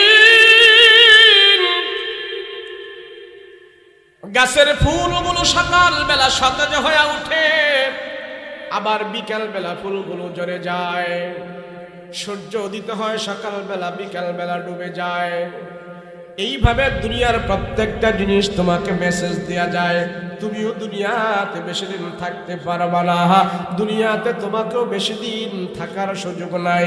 সেই জন্য তুমি আল্লাহর দরবারে শুকরগুজার বান্দা হও। আল্লাহর নবী রাহমাতুল লিল আলামিন সাহাবীদেরকে বলতেন তোমরা শোনো শোনো, আমি রাসূল দুনিয়াতে একদিন মৃত্যুবরণ করব, আমিও তোমাদের মাঝ থেকে একদিন বিদায় হয়ে যাব। দুনিয়াতে সব সময় আমিও থাকবো না, তোমরাও থাকবে না। সেই জন্য আল্লাহর দরবারে আমরা সবাই শুকরগুজার বান্দা হয়ে, নবীজি বলতেন শুকরগুজার বান্দা হয়ে আল্লাহর দরবারে আমরা হাজির হব। বেশুকর না শুকরিয়া বান্দা হিসাবে আল্লাহর দরবারে আমরা হাজির হব না। মুমিনের একটা গুণ হইল সে সব সময় আল্লাহর শুকরগুজার বান্দা হতে চায়। আর বেঈমানের একটা খাসলত হইল তার দিলের ভিতরে সব সময় অভাব আর অভাব থেকে যায়। বেঈমান তার অভাব মোচন হয় না, পুরা দুনিয়া শাসন করার পরেও তার ভিতরে ক্ষমতার অভাব। কথা বলেন ঠিক কিনা? আর মুমিন খাইলো একবার, পাইল না, ধৈর্য ধরলো, সবুর করলো, আল্লাহর হুকুম পুরা করতে গিয়া, আল্লাহর পথে চলতে গিয়া শত বাধা, শত কষ্ট, শত বিপত্তি সব কিছু অনুভব করেও বলে আলহামদুলিল্লাহ, আল্লাহ দুনিয়ার জীবনে ইসলামের জন্য, কোরআনের জন্য আমাকে যত কষ্ট তুমি দিয়েছো, এরপরও আমি তোমার দরবারে সবুর করি, শুকর আদায় করি, কেননা দুনিয়া আমার আসল নয়। আল্লাহ আমাকে তুমি খুশি হয়ে জান্নাতের মালিক বানায়া দিবি। কথা বলেন ঠিক কিনা? এটা হলো মুমিনের গুণ। শুকরগুজার বান্দা হব, না শুকরিয়া বান্দা হব না। কথা বলেন ঠিক কিনা? আমি যে ইবাদতের সুযোগ পেয়েছি আমি এটাকে ভালো করে ধরবো। আমি কোরআন পড়ার সুযোগ পেয়েছি আমি ভালো করে পড়বো। নামাজ পড়ার সুযোগ পেয়েছি আমি ভালো করে পড়বো। রমজান আমার সামনে আসতেছে, রমজান আমি পাবো, ওই রমজানকে আমি গুরুত্ব দিয়ে আদায় করব। আল্লাহর কিছু কিছু প্যারা বান্দা, আল্লাহর কিছু কিছু খাঁটি মুমিন বান্দা যারা আছে, আল্লাহ পাক তাদেরকে বিশেষভাবে আল্লাহ পাক তাদেরকে ভালোবাসে। কেন? রাসূল বলেন আমার উম্মত আল্লাহর কাছে যখন শুকর আদায় গুজার বান্দা হবে তার ভিতরে কিছু কোয়ালিটি আসবে। কি আসবে? কোয়ালিটি আসবে। এই কোয়ালিটিগুলো যার ভিতরে তোমরা পাবে, এই কোয়ালিটিগুলো যার ভিতরে তোমরা দেখবে, আর এই কোয়ালিটিগুলো যখন নিজের ভিতরে আনবে তখনই তোমার দিলটা দেখবে এমন ইবাদতের জন্য পাগল হয়ে যাবে। আল্লাহর রাসূল বলেন মুআয ইবনে জাবালকে যে দোয়াটা শিখানোর পর সাহাবীদেরকে আরেকটা আমল দিয়েছেন, বলে তোমরা যা কিছু দুনিয়াতে চাও দুনিয়াতে পাও, আখিরাতে নাও, একটা আমল বেশি বেশি করবা, সেটা হইল 2 হাতের দোয়া, 2 চোখের পানি, 2 রাকাত নামাজ। এই জিনিসগুলো যার জীবনের পাতেও হয়ে যাবে, দুনিয়াতেও তার অভাব থাকবে না, আখিরাতেও তার কোনো অভাব থাকতে পারে না। আমার সাথে বলেন 2 হাতের দোয়া, দুই চোখের পানি, 2 রাকাত নামাজ, 2 রাকাত নামাজ, 2 হাতের দোয়া, 2 চোখের পানি।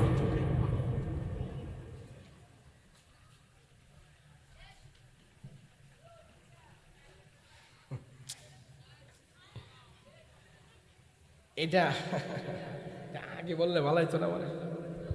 এখন আমি তো একটা জিনিস তো প্রিপারেশন থাকে, প্রিপারেশনটা হইল সময়ের উপরে আমাদের আলোচনাটা নিতে হয়।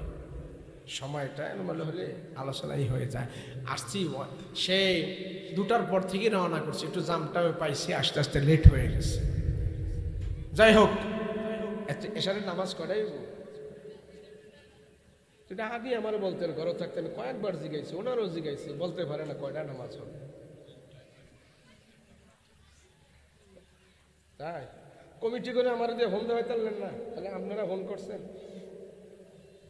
কমিটি করেও তো মাহফিলের সব কিছু বুঝান লাগে, এদেরকে শিখান লাগে। কমিটিরা তো আর সব বুঝে না, এরা ব্যস্ত থাকে অনেক জিনিসের ভিতরে। কিভাবে করলে এদেরকেও বুঝাইতে হয়, এদেরকেও জিনিসটা মাথায় দিতে হয়, এইভাবে বয়ান করলে যারা বয়ান করে তাদের ভালো হয়। আল্লাহ আমাদের কবুল করেন, বলেন আমিন। যদি ওইরকম সময় লম্বা হইতো তো আমি আলোচনার মৌজুটাও আরো লম্বা করে নিতাম, তাহলে একটু করতে সুন্দর হইতো। আপনারা ওয়াজ শুইনা মজা পাইবেন কি, ওয়াজ কইরা মজা পাইতে হবো। আগে যে ওয়াজ করে, যে কথা বলে, তার কাছে যখন কথা বলতে মজা লাগে তো শুননেওয়ালাও তার কথা শুনতে মজা লাগে। হ্যাঁ, তারপরে মাশাআল্লাহ মাগরিবের নামাজের পরে যেহেতু আপনারা এইভাবে বসে গেছেন, আলহামদুলিল্লাহ আপনাদের ভিতরে ধৈর্য, এটা একটা সবুর, এটা একটা মুআদ্দাব আমল। আপনাদের মুআদ্দাব, মাগরিবের পরে অনেক এলাকার মানুষ এইভাবে ধৈর্য সহকারে বয়ান শোনে না, বিশেষ করে আমার এলাকায় শুনবে না। ওরা 10টার পরে আসে, এশারের নামাজের পরে আসে। এই যে আপনারা এখানে বসে আছেন খুব ভালো, আলহামদুলিল্লাহ। বলেন, এখন যে বসে আছেন আপনারা, এখানে কি লস হয়েছে? কোনো লস হয়েছে? কোনো লস হয় নাই। এই অবস্থায় যদি আমাদের এখান থেকে যারা আমরা আছি এখানে যদি কারোর মৃত্যু হয়, তো বলেন দেখি তার মৃত্যুটা কি ভালো হইলো না খারাপ হইলো? কেন ভালো হইলো? নেক কাজের ভিতরে সে অংশগ্রহণ করে আছে। কথা বলেন, ঠিক না? নেক কাজের ভিতরে সে অংশগ্রহণ করে আছি আমরা। এইভাবে যত নেক কাজের ভিতরে শামিল থাকবো, নামাজে শামিল থাকবো, যাকাতে শামিল থাকবো, হজে শামিল থাকবো, হালাল ইনকামে শামিল থাকবো, হারাম বর্জন করব, নাফরমানি বর্জন করব, ওই অবস্থায় যখন আজরাইল আমার সামনে দাঁড়াবে, আমার মৃত্যুটা হয়ে গেল শহীদি মরণ, আল্লাহ আমার জন্য জান্নাতের দরজাগুলো খুলে দিবে। আমি খুতবার ভিতরে আরো একটা আয়াত তেলাওয়াত করেছিলাম, সেই আয়াতটা হলো ইয়া আইয়াতুহান নাফসুল মুতমাইন্নাহ ইরজিই ইলা রাব্বিকা রাদিয়াতাম মারদিয়া ফাদখুলি ফি ইবাদি ওয়াদখুলি জান্নাতি। ও মুমিন, এত আওয়াজ করলে হয়?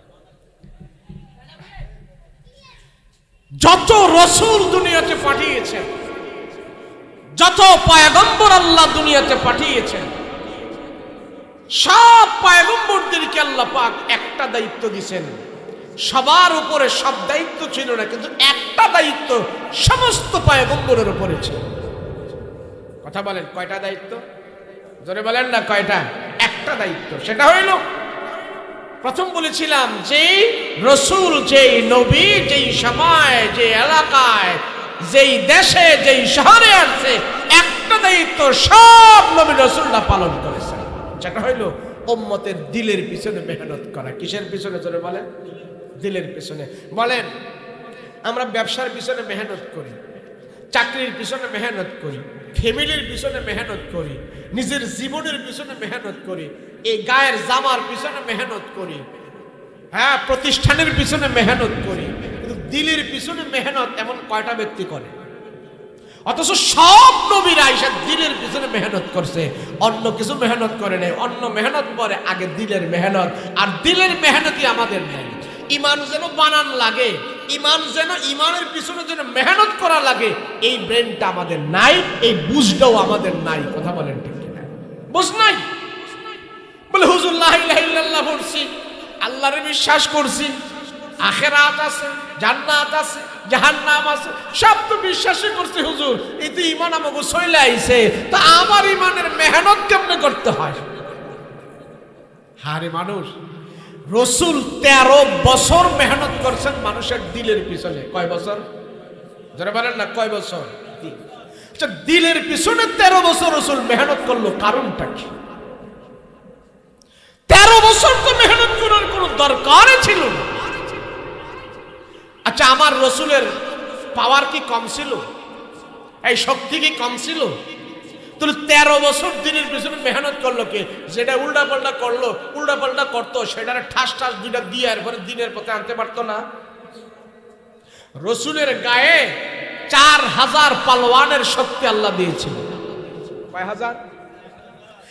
একজন পালোয়ানের শক্তি বর্তমানে 1000 পুরুষের চাইতে আরো বেশি শক্তি তার গায়ে ছিল।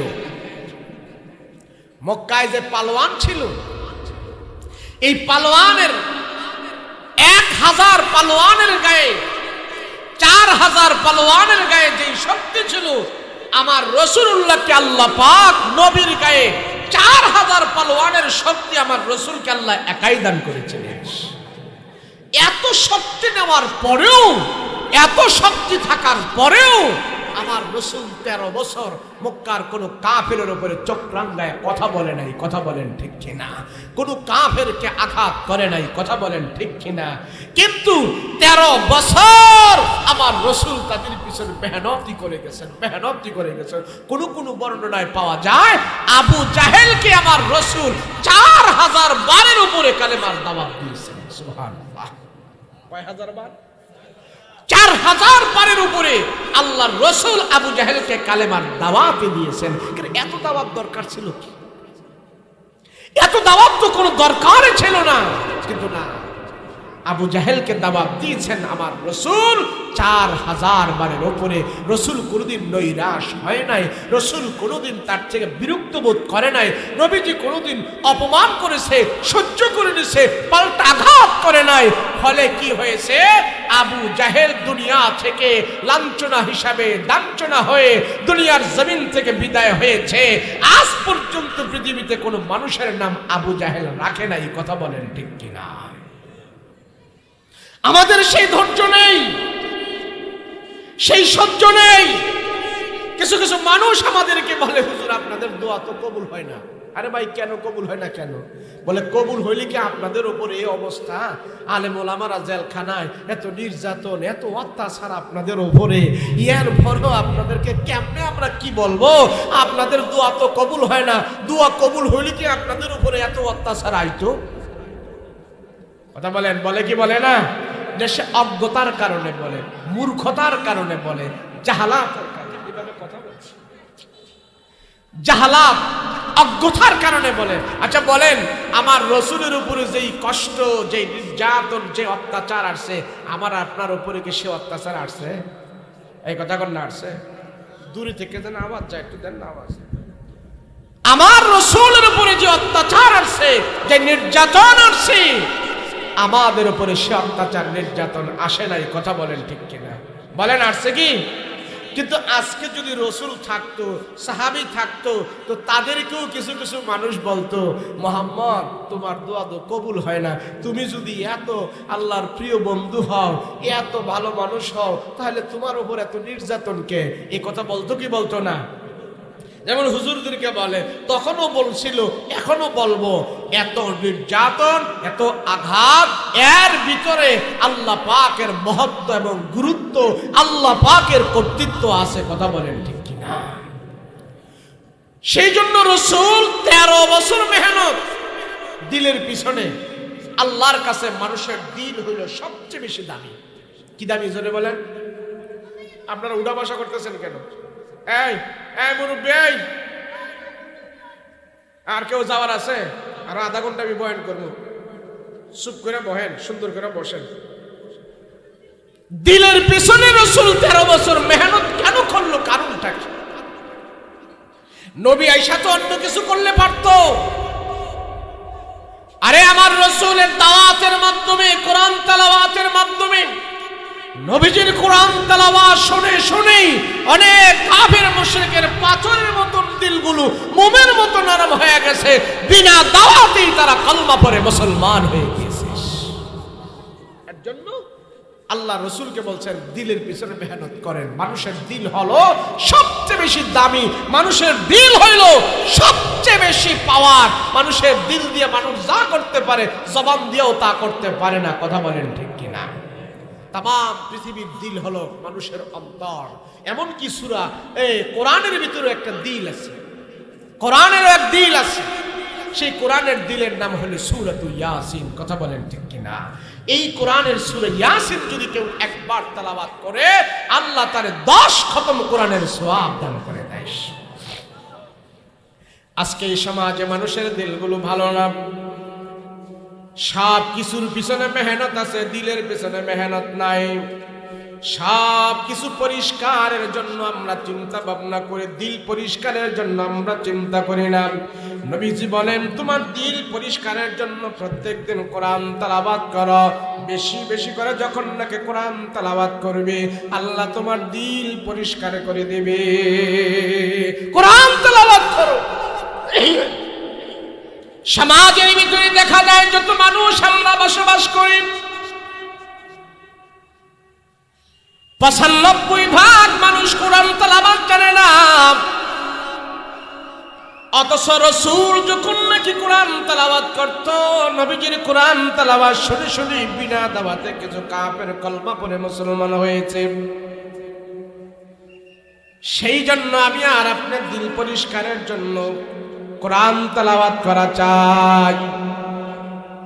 আল্লাহর রাসূল বলেন যেই সমাজের মানুষের দিলের অবস্থা ভালো হবে সেই সমাজ আল্লাহর রহমত বেশি আসবে।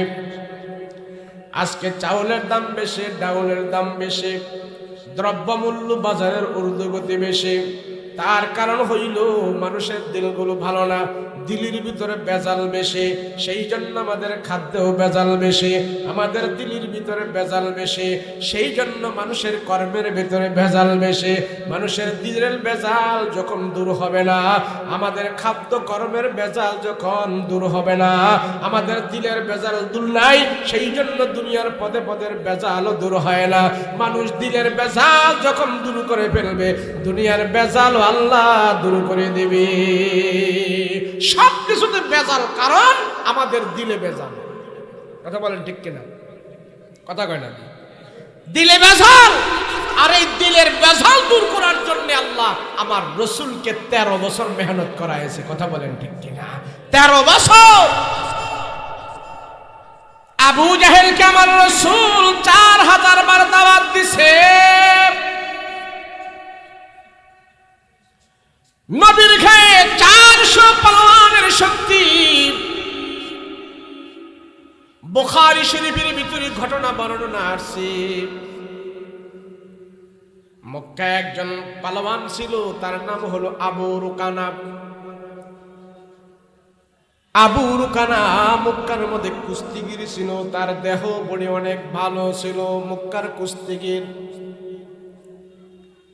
ওই আবু রুকানার গায়ে অনেক শক্তি, মক্কার কেউ তার সাথে শক্তি দিয়া পারত না।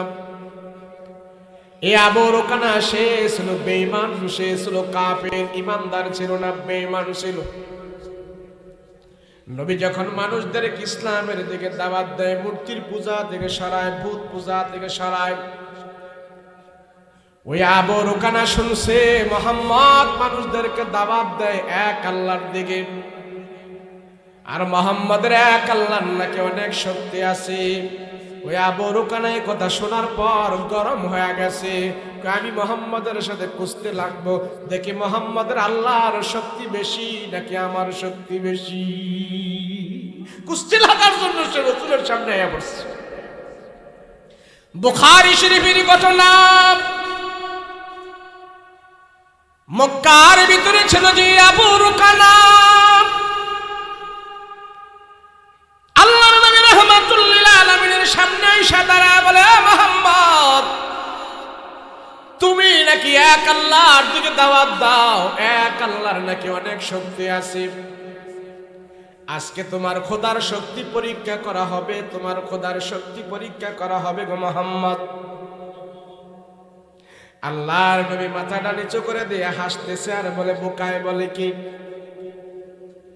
আমার রসুলকে এইভাবে বাধা হয়ে দাঁড়াইলো। মুহাম্মদ, তুমি যে খোদার শক্তি দিয়া আমাকে দাওয়াত দাও, মানুষদেরকে দাওয়াত দাও, তুমি যদি আমার সাথে কুস্তি লাইগা পারো, তোমার খোদায় যদি আমার সাথে তোমার মাধ্যমে কুস্তি লাইগা পারে, আমাকে যদি ধরাশায়ী করে শোয়াইতে পারো, তাইলে তোমার ইসলাম গ্রহণ করব, তোমার ইসলাম গ্রহণ করব, তুমি আমার সাথে কুস্তি লাগতে হবে। রাহমাতুল লিল আলামিনের সামনে ছায়া আবু রুকানা এইভাবে দাঁড়াইছে, এ মুহাম্মদ, তুমি আমার সাথে কুস্তি লাগো, তুমি আমার সাথে এইভাবে লাগো, তুমি যদি আমাকে কুস্তিগিরি খেলে যদি তুমি আমাকে হারাইতে পারো, তাইলে বুঝবো তুমি সত্য পয়গম্বর, আমি ইসলাম গ্রহণ করব। আল্লাহর নবী বলে, আবু রুকানা, দুনিয়াতে কারো মানুষের সাথে কুস্তি লাগা এটা আমার রসুলের শান না। আমি নবীজি তোমার সাথে এইভাবে কুস্তি লাগবো না, এটা আমার রসুলের অভ্যাস না। আমি এর জন্য দুনিয়াতে আসি নাই। নবী যত তাওয়াজু দেখায় আর আবু রুকানা আমার নবীর সামনে যায় এইভাবে দাঁড়ায়, এ মুহাম্মদ, যেতে পারবা না, আজকে আমার সাথে তুমি কুস্তি লাগো, লাগতে হবে, তোমার খোদার পাওয়ার দেখতে হবে, আর আমার গায়ে কত শক্তি আমি দেখব, তোমার খোদার কত শক্তি আমি দেখব। আল্লাহর নবী কয়, না না, আমি তোমার সাথে কুস্তি লাগবো না, কুস্তি লাগা এটা আমার রসুলের শান না, কোনো মানুষের সাথে আমি কুস্তি লাগতে পারবো না, আমি চলে যাই। রসুল বারবার চলে যেতে চায়, আবু রুকানার সামনে যায় দাঁড়ায়, আবু রুকানার সামনে যায় দাঁড়ায় আর বলে, মুহাম্মদ, আমার সাথে যদি তুমি কুস্তি না লাগো, আজকে থেকে তুমি এক আল্লাহর দিকে মানুষকে দাওয়াত দিবা না, লাগবে না, লাগো আমার সাথে, না হয় কোনোদিন দাওয়াত দিবা না। আল্লাহর নবী রাহমাতুল লিল আলামিন ওই আবু রুকানা ওই কুস্তিগিরকে বলে, যদি তোমার সাথে আমি পারি তাইলে তুমি কি করবা বলো? বলে, মুহাম্মদ, তোমার সাথে ওয়াদা দিলাম, আমি আমার জবান দিয়া কলমা পড়ে মুসলমান হয়ে যাব। রাসূল বলে, তাইলে তুমি রেডি হও। ওই আবু রুকানা জামা টামা কাঁচাইয়া এইভাবে রেডি হইতেছে। আমার রাসূল কোনো রেডি হওয়া লাগে নাই। নবীজি বলে, আবু রুকানা, তুমি রেডি? বলে, হ্যাঁ আমি রেডি। তুমি রেডি নি? বলে, হ্যাঁ আমি রেডি। আমার নবী রাহমাতুল লিল আলামিন, আল্লাহ পাক নবীর গায়ে 4000 পালোয়ানের শক্তি দিয়েছে, মাঝে মাঝে সেই মুজিজা আল্লাহ প্রকাশ করেছে। রাহমাতুল লিল আলামিন যখন বলল, তুমি রেডি নি? বলে, হ্যাঁ আমি রেডি। এবার আমার নবী ওই 4000 পালোয়ানের শক্তি যার গায়ের ভিতরে ছিল, 4000 পালোয়ানের শক্তি আমার রসুলের গায়ে ছিল। নবীজি সেই শক্তি দেখায় নাই, কিন্তু আল্লাহ মুজিজা প্রকাশ করার জন্য দেখাইছে। আবু রুকানাকে বলে, তুমি রেডি নি? বলে, হ্যাঁ আমি রেডি। আল্লাহর নবী রাহমাতুল লিল আলামিন আবু রুকানার হাতের মধ্যে এইভাবে ধরলো, ধইরা রাহমাতুল লিল আলামিন তারে যখন নাকি এইভাবে উপর করলো, উপর করায়া চরকির মতন এইভাবে ঘুরাইতে শুরু করলো। এত বড় একটা কুস্তিগীর, মক্কার মধ্যে সবচেয়ে তার পাওয়ার বেশি, মক্কার মধ্যে সবচেয়ে তার শক্তি বেশি। নবীজি তার এক হাতে আগলায়া চরকির মতন ঘুরাইয়া ধ্রিম করা যখন নাকি মাটির মধ্যে ফালাইলো, মাটির মধ্যে পরে সে একবারে লাল বাতি হয়ে গেছে। হায় হায়, আমার হলো কি মুহাম্মদের সাথে আমি কুস্তিগিরি করে পারে নাই, কোন মানুষ আমাকে শোয়াইতে পারে না, কোন মানুষ আমার পিঠ মাটিতে লাগাইতে পারে না, আর মুহাম্মদ আমাকে ধরাশায় করে ফেলে দিছে। হায় হায়, আমার হইল কি? মাটি থেকে উল্টে বলে, মুহাম্মদ হয় নাই, আমার ভগবান আমার কাছে ভালো করে তাকায় নাই। এ মুহাম্মদ, আবার তোমার সাথে আমি কুস্তি লাগবো, তুমি আবার। আমার নবী বলে, আবু রুকানা, আমি কুস্তি খেলার জন্য দুনিয়াতে আসি নাই, শুধু তুমি বলছো তোমার জবান দিয়া কালমা পড়বা, সেই জন্য আমি কুস্তিও লেগেছি তোমার সাথে। হে আবু রুকানা, না আমি পয়গম্বর, তোমার সাথে কুস্তি লাগবো না। আমি পয়গম্বর, তোমার সাথে কুস্তি লাগবো না বলে আমার ভগবান আমার প্রতি ভালো করে তাকায় নাই। আবার আল্লাহর নবী রাহমাতুল লিল আলামিন যখন বারবার তাবাজু দেখাইতেছে, আর আবরু কানা যখন নাকি দ্বিতীয়বার কুস্তি লাগার জন্য নবীকে আহ্বান করতেছে, নবী বলে ঠিক আছে। দ্বিতীয়বার ধরেও যখন নাকি আবরু কানাকে ধরাশায় করে মাটির মধ্যে ফালাইয়া দিছে, হে আবরু কানা তুমি পারবা না, পারবা না, আল্লাহ আমার গায়ে শক্তি দিয়েছে, শক্তি আমি কারোর সাথে দেখাই না। আবরু কানা মাটির মধ্যে পড়ে গেছে। আর রাসূল বলে কালেমা পড়ো। তোমার নিজের মুখে তুমি বলেছো কালেমা পড়বা, তোমারে দুইবার ধরাশায় করে মাটির মধ্যে শোয়া দিলাম, এরপরে তুমি কালেমা পড়ো না, কারণটা কি? আবরু কানা ডাক দেখো মুহাম্মদ, এখন যদি কালেমা পড়ি মক্কার মহিলারা পর্যন্ত আমাকে থুতু নিক্ষেপ করবে। তুমি মুহাম্মাদের সাথে পারো নাই, তোমার শক্তি দিয়ে মুহাম্মদকে পরাজয় করতে পারো নাই। আমি কালেমা পড়েছি পরাজয় বরণ করিয়া, তুমি সব ঠিক আছে, তুমি সত্য পয়গম্বর, তুমি সত্য রাসূল, কিন্তু আমি এখন কালমা পড়ে মুসলমান হতে পারবো না। আল্লাহর নবী বলে তোর ভাগ্যে নাই, তোর কপালে জান্নাত নাই, তোর কপালে জাহান্নাম, আর তোর জাহান্নাম যখন তোর কপালে আছে তুই জাহান্নামে যাবি। আবু কানা দিক দিয়া আস্তে আস্তে করে দৌড়ে চলে যাচ্ছে, আর আমার নবী তার জন্য আফসোস করতেছে, হায় রে ও জাহান্নামী, এখনো যদি কলমা পড়ে তুই মুসলমান হয়ে যেতি, তাহলে তোর কপাল থেকে জাহান্নাম সরাই দিতে পারতি, জান্নাতের মালিক হয়ে যেতে পারতিস। তো রাসূল এত দাওয়াত দিছে শুধু দিনের জন্য, কালেমার জন্য, তার সাথে কুস্তি পর্যন্ত লাগছে, দিলের পিছনে মেহনত রাসূল করছে। বারবার আবু জাহেলকে দাওয়াত দিয়েছে, কিন্তু দাওয়াত গ্রহণ না করে আবু জাহেল সিদ্ধান্ত নিয়েছে, কয়েকবার আবু জাহেল সিদ্ধান্ত নিয়েছে মুহাম্মদকে দুনিয়ার জমিন থেকে বিদায় করে দিতে, মুহাম্মদকে মেরে ফেলবে। আবু জাহেল যতবার আমার রাসূলের বিরুদ্ধে ষড়যন্ত্র করেছে, সব ষড়যন্ত্র আবু জাহেল ফেল হয়েছে। আল্লাহ আমার রাসূলকে ষড়যন্ত্র মোকাবেলা থেকে হেফাজত করে দিয়েছে। একবার সিরাতের কিতাবে উল্লেখ করা হয়, আবু জাহেল একবার গভীর ষড়যন্ত্র করছে। কি ষড়যন্ত্র? যে মুহাম্মদকে মাটির নিচে চাপা দিয়ে মেরে ফেলবো, আর যেন কেউ মুহাম্মদকে না পায়। কি অত কুবুদ্ধি ছিল বেশি, নেতা বড় ছিল, শিক্ষা বেশি ছিল, কিন্তু কুবুদ্ধিও তার বেশি ছিল। দুইটা লোক ভাড়া করছে আবু জাহেল, দুইটা লোক ভাড়া করছে। দুইটা লোক ভাড়া করে বলে, এই শোনো, বিশাল বড় গর্ত করো এখানে। তো দুই পুরুষ পরিমাণ গর্ত করছে এখানে। গর্ত করে বলে, স্যার এত বড় গর্ত করেন কেন? কয় এত বড় গর্ত করি কে, এটা পরে বলবো, বিশাল বড় গর্ত কইরা ওই দুইটা লোকেরে বলছে, তগরে তো ভাড়া করলাম, তোরা যা চাস আমি তোদেরকে তা দিব, আজকে গর্তে যে উদ্দেশ্য করেছি উদ্দেশ্য আমি হাসিল করব। বলে কি?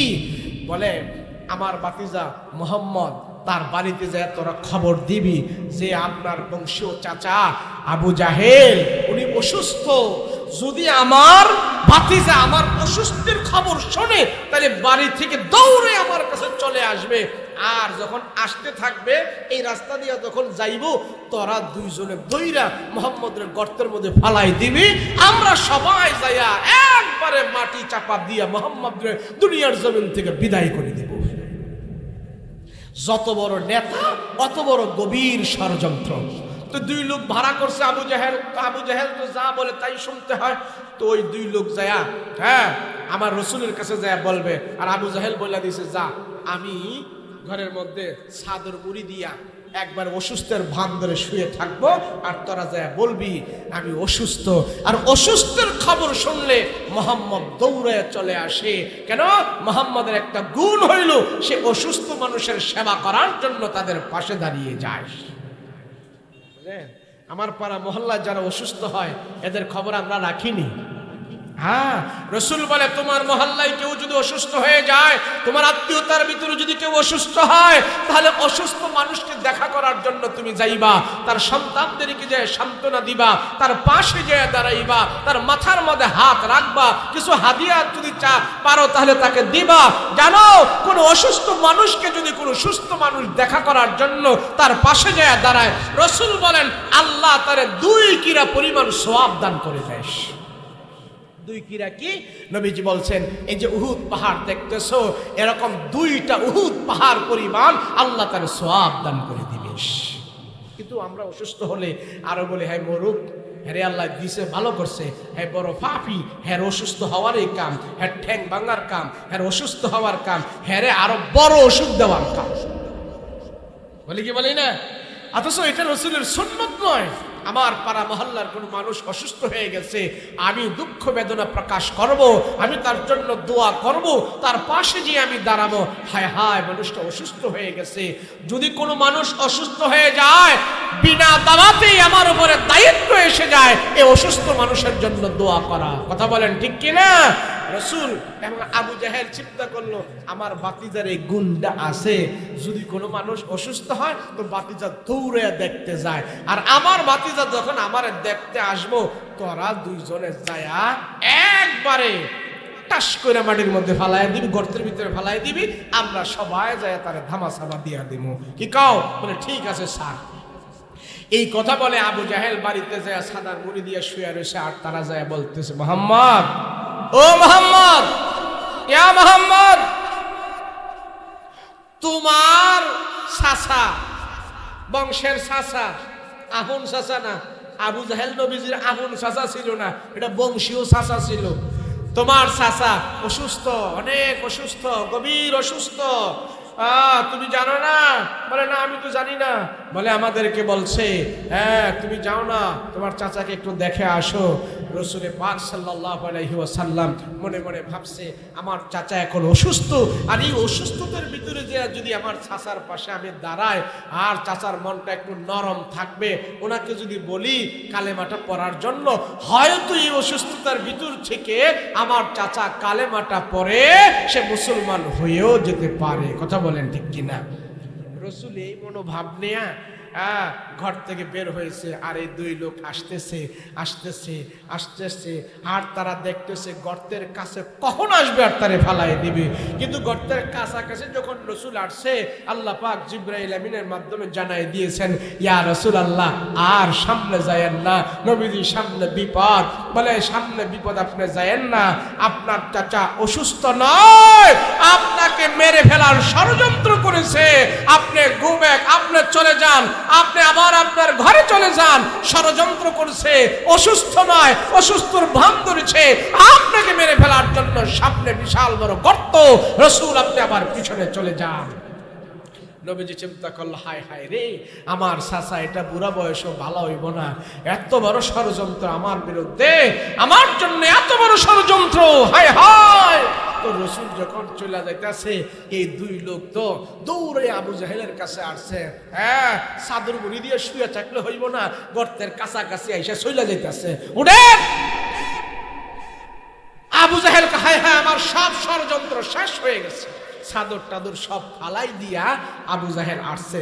হ্যাঁ আইসা দেখতেছে নবীজি চলে যাইতেছে, তো ঘরের ভিতর থেকে আবু জাহেল যখন দৌড়ে আইছে, আয়া গর্তের কাছে আইয়া ডাকতেছে, ইয়া মুহাম্মদ, ইয়া মুহাম্মদ, তাও তাও যাও না, দাঁড়াও। দূরে যদি কারোর এমনি ডাক দেয়, দেখবেন এই রাস্তায় অনেকজন রাস্তার ওই ঘর থেকে ডাকে, এদিকে এদিকে, তো উপরে ছায়া থাকে, ডাকতে ডাকতে হ্যাঁ নিজে রিক্সার তলে হয়ে যায়। দূরে যদি কারোর ডাকে, কাছে কি আছে এগুলো কিন্তু দেখা যায় না। কথা বলেন ঠিক কিনা? তো ডাকতেছে, তাল ইয়া মুহাম্মদ, আরে আসো। তো ডাকতে ডাকতে আবু জাহেল নিজে টিরবির করে গর্তের ভিতরে হয়ে গেছে।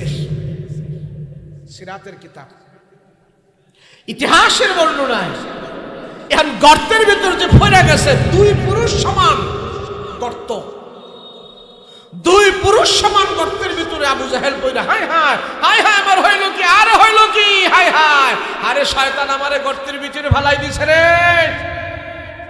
শয়তান গর্তে ফেলাইছে নাকি শয়তান গর্তের ভিতরে পড়ছে? শয়তানই তো গর্তের ভিতরে পড়ছে। এখন গর্তের ভিতরে ফিরে তো আবু জাহেল কান্না বান্না শুরু করছে, কেমনে উঠবে? কেন নেতা এখন বিপদে পড়ছে, কর্মী কিন্তু কাছে নাই। কথা বলেন ঠিক কিনা? নেতা জেলখানায় হামায় গেছে, কর্মীরা নাই। কেন নেতাও সিটিং বাস, কর্মীও সিটিং বাস, থাকবো কেমনে কাছে? আবু জাহেল গর্তের ভিতরে ফিরা কয়, আমারে উঠা, আমারে উঠা। তো সবাই মিলা বিশাল বড় লম্বা রশি ছাড়ছে, কিন্তু এমন রশি ছাড়ছে আবু জাহেল রশির ভিতরে হাত দেয়, পায় না, ধরতে চায় ধরতে পারে না, ধরতে চায় ধরতে পারে না, এই ধরে ফেলে ধরতে পারে না, আধ হাত বাকি থাকে, এক হাত বাকি থাকে, উঠতেই পারে না, ধরতেই পারে না, কেমনে উঠাবো? পরে আবু জাহেলকে আমার বুঝ হয়ে গেছে, আমার বাতিজায় যদি আইসা আমারে না উঠায়, কোন শক্তি, এই পৃথিবীর কোন শক্তি আমারে গর্তের ভিতর থেকে উঠাইতে পারবে না। তো যায়া বলছে, আপনার চাচা গর্তের ভিতরে হইরা আপনার কথা বলতেছে, আপনি ছাড়া কেউ গর্তের ভিতর থেকে উঠাইতে পারবে না। তো নবীজি আইসা এরে গর্তের ভিতর থেকে টান দিয়া উঠাইছে। উঠানোর আগে বলে, আপনি চাচা আমি উঠাবো, আল্লাহ আপনারা উঠাইবে, কিন্তু বলেন আপনি কালেমা গ্রহণ করবেন কিনা। রাসূল পাক সাল্লাল্লাহু আলাইহি ওয়াসাল্লাম এই কথা বলছে। আবু জাহেল কই, এটা কি কম লাগবো? তুমি উঠাইয়া দেখো না কেমনে কালেমা পড়া লাগে। যারা হাত দিছে কয় ধরো, বাতিজা এতক্ষণ এত বড় রশি দিয়ে আমার কেউ উড়াইতে পারে নাই, তুমি হাত দিছো, হাতে আমি কেমনে ধরবো? ধরেন। আল্লাহ পাক আবু জাহেলের হাতটা আমার রসুলের হাতের মধ্যে লাগাই দিছে। রসুল এক টান দিয়ে আবু জাহেলকে গর্তের ভিতর থেকে উঠাই ফেলেছে। কেননা নবীর গায়ে 4000 পালোয়ানের শক্তি আল্লাহ পাক দান করেছিলেন। সুবহানাল্লাহ। আমার কথা হইল, এত শক্তি থাকার পরেও আমার রসুল মক্কার কাফিরের বিরুদ্ধে শক্তি ব্যবহার করে নাই। যখন আল্লাহর হুকুম হয়েছে তখনই আমার রসুল মক্কার কাফিরের বিরুদ্ধে শক্তি প্রয়োগ করেছে, এর আগে প্রয়োগ করে নাই। কথা বলেন ঠিক কিনা? মেহনত করেছেন, দিলের পিছনে মেহনত করেছেন। রসুল বলেন, দিলের পিছনে মেহনত করলে আল্লাহ বলেন উম্মতের দিলের পিছনে ভয় ঢুকান, তাদেরকে আখিরাতের দাওয়াত দেন। দেখবেন আপনার দাওয়াতের মাধ্যমে, রসুলের দাওয়াতের মাধ্যমে 13 বছরের ভিতরে যে সমস্ত কাফিরগুলো রসুলের হাতে হাত রাখে, নবীজির হাতে হাত রেখে কালেমা পড়ে, তারা যে মুসলমান হয়েছে, এই মুসলমানগুলোকে আবু বকর, উসমান, আলী, তালহা, জুবাইর, ওমরে ফারুক, উসমান গনি, এরা ছিলেন রসুলের দাওয়াতের সাহাবী। এরাই ছিলেন রসুলের দাওয়াত পেয়ে জবান থেকে কালেমা পড়ে মুসলমান হয়েছে। বিশ্ব সেরা সম্রাট তারা হয়েছে। তামাম দুনিয়ার জন্য আবু বকর, উসমান, আলী, ওমর ফারুক রাদিয়াল্লাহু আনহু এরা পৃথিবীর জন্য মডেল হয়ে গিয়েছে। কথা বলেন ঠিক কিনা? দাওয়াত দিয়ে তাদেরকে মুসলমান বানিয়েছেন। আপনি হিসাব করে দেখেন তো, পৃথিবীর বুকে কিয়ামতের আগ পর্যন্ত একজন ওসমান কি দুনিয়াতে আসবে? কথা বলেন, আসবে? একজন ওমরে ফারুক কি পৃথিবীতে আর কেউ তৈরি করতে পারবে? একজন আবু বকর तमाम পৃথিবীর বুকে কোনো মানুষ, কোনো গোষ্ঠী, কোনো জাতি, কোনো শ্রেণী, কোনো শিক্ষাঙ্গন কেউ একজন আবু বকর তৈরি করতে পারবে না। কথা বলেন ঠিক কিনা? কেউ একজন ওমর তৈরি করতে পারবে না, আজ পর্যন্ত পারে নাই, কিয়ামতের আগ পর্যন্ত পারবে না। কথা বলেন ঠিক কিনা? দুনিয়াতে অনেক মানুষ চলে যায়, তার থেকে আরো বড় মানুষ আসে, তার থেকে আরো জ্ঞানী মানুষ জন্মায়, তার থেকে আরো বড় নেতা জন্মায়, কিন্তু আবু বকরের থেকে বড় কোনো একজন আদর্শবান মানুষ পৃথিবীতে কিয়ামতের আগ পর্যন্ত জন্মাবে না। কথা বলেন ঠিক কিনা? তাহলে তাদেরকে রাসূল দাওয়াত দি, কালেমার দাওয়াত দি তাদেরকে বানিয়েছেন। আমরাও যদি আমাদের সমাজে আমার সন্তানকে, আমার ছেলেকে, আমার মেয়েকে আমি যদি কোরআন শিখাই, আমি যদি তারে আল্লাহর পথে পরিচালনা করি, তাকে যদি জাহান্নাম থেকে বাঁচাই, তাকে যদি আমি হারাম থেকে বাঁচাই, তারে যদি আমি অশালীন থেকে বাঁচাই, তারে যদি আমি দাওয়াত দিতে থাকি, আরে বাহিরে দেওয়ার দরকার নাই, আমার ঘরের লোক তো নষ্ট হয়ে গেছে, আমার ছেলে তো গান দেখায়, আমার ছেলে তো জিনা করে, আমার মেয়ে তো বেপরদায় চলে, আমার মেয়ে তো কোরআন জানে না, আমার ছেলে তো কোরআন জানে না, আমার ছেলে নামাজ পড়ে না, এদেরকে যদি আমি দাওয়াত দিয়ে দিনের কথা বলি, তাইলে আমার হক আমি আদায় করেছি। না হয় আমি হক যদি আদায় না করি, সন্তানের জন্য আল্লাহর কাছে জবাবদিহি করতে হবে। রাজি আছেন ইনশাআল্লাহ? দাওয়াত দিবেন, রাজি আছেন? দাওয়াত দিবেন তো কারে? বাহিরে না, আমার বউরে দাওয়াত দিব, সন্তানকে দাওয়াত দিব, মেয়েকে দাওয়াত দিব, ছেলেকে দাওয়াত দিব। কি দিব? ইয়া বুনাইয়া কিমিস সালাহ, নামাজ আদায় করো, আল্লাহর হুকুম মানো, কোরআন তেলাওয়াত করো, নেশা করো না, বিপদে চলো না, হারামের পথে যেও না। যদিও আমার কথা না শোনে, তারপরও আমি বাবা এই কথাগুলো সন্তানকে বলার দায়িত্ব আমার দায়িত্ব। আমার চোখের সামনে যদি আমার ছেলে আগুনে হাত দিয়ে আমি ফিরাই নিব, আমার চোখের সামনে আমার ছোট বাচ্চাটা গাড়ির নিচে পড়তেছে, আমি ফিরাই নিব, আমি ফিরাই নিব। আমার চোখের সামনে আমার সন্তান অ্যাক্সিডেন্ট হতে আমি দেব না। আমার চোখের সামনে আমার সন্তান জাহান্নামের আগুনে যাচ্ছে, আমার সন্তান আমার চোখের সামনে আল্লাহর নাফরমান হয়ে যাচ্ছে, সেই ব্যাপারে আমার কোনো টেনশন নাই, আমার কোনো ভ্রুক্ষেপ নাই। কথা বলেন ঠিক কিনা? কথা বলেন। সন্তানকে জাহান্নামের আগুন থেকে বাঁচাইতে হলে তারে কোরআন শিখাইতে হবে, তারে নামাজ শিখাইতে হবে, ওযু শিখাইতে হবে, গোসল শিখাইতে হবে। মা বাবার শিক্ষার দ্বারা সন্তান পিওর হয়, শিক্ষাঙ্গনের দ্বারা, কাগজের শিক্ষার দ্বারা, কলমের শিক্ষার দ্বারা, শিক্ষাঙ্গনের শিক্ষার দ্বারা সন্তান প্রকৃত মানুষ হতে পারে না। প্রকৃত মানুষ হয় বাবা মার কাছ থেকে। কথা বলেন ঠিক কিনা? বায়েজিদ বোস্তামি কোন কলেজে পড়াশোনা করেছে? বায়েজিদ বোস্তামি কোন শিক্ষাঙ্গনে পড়ছে? কোন মাদ্রাসায় পড়ছে? কোন ভার্সিটিতে পড়েছে? কোন ভার্সিটিতে পড়ে নাই, কোন শিক্ষাঙ্গনে পড়ে নাই।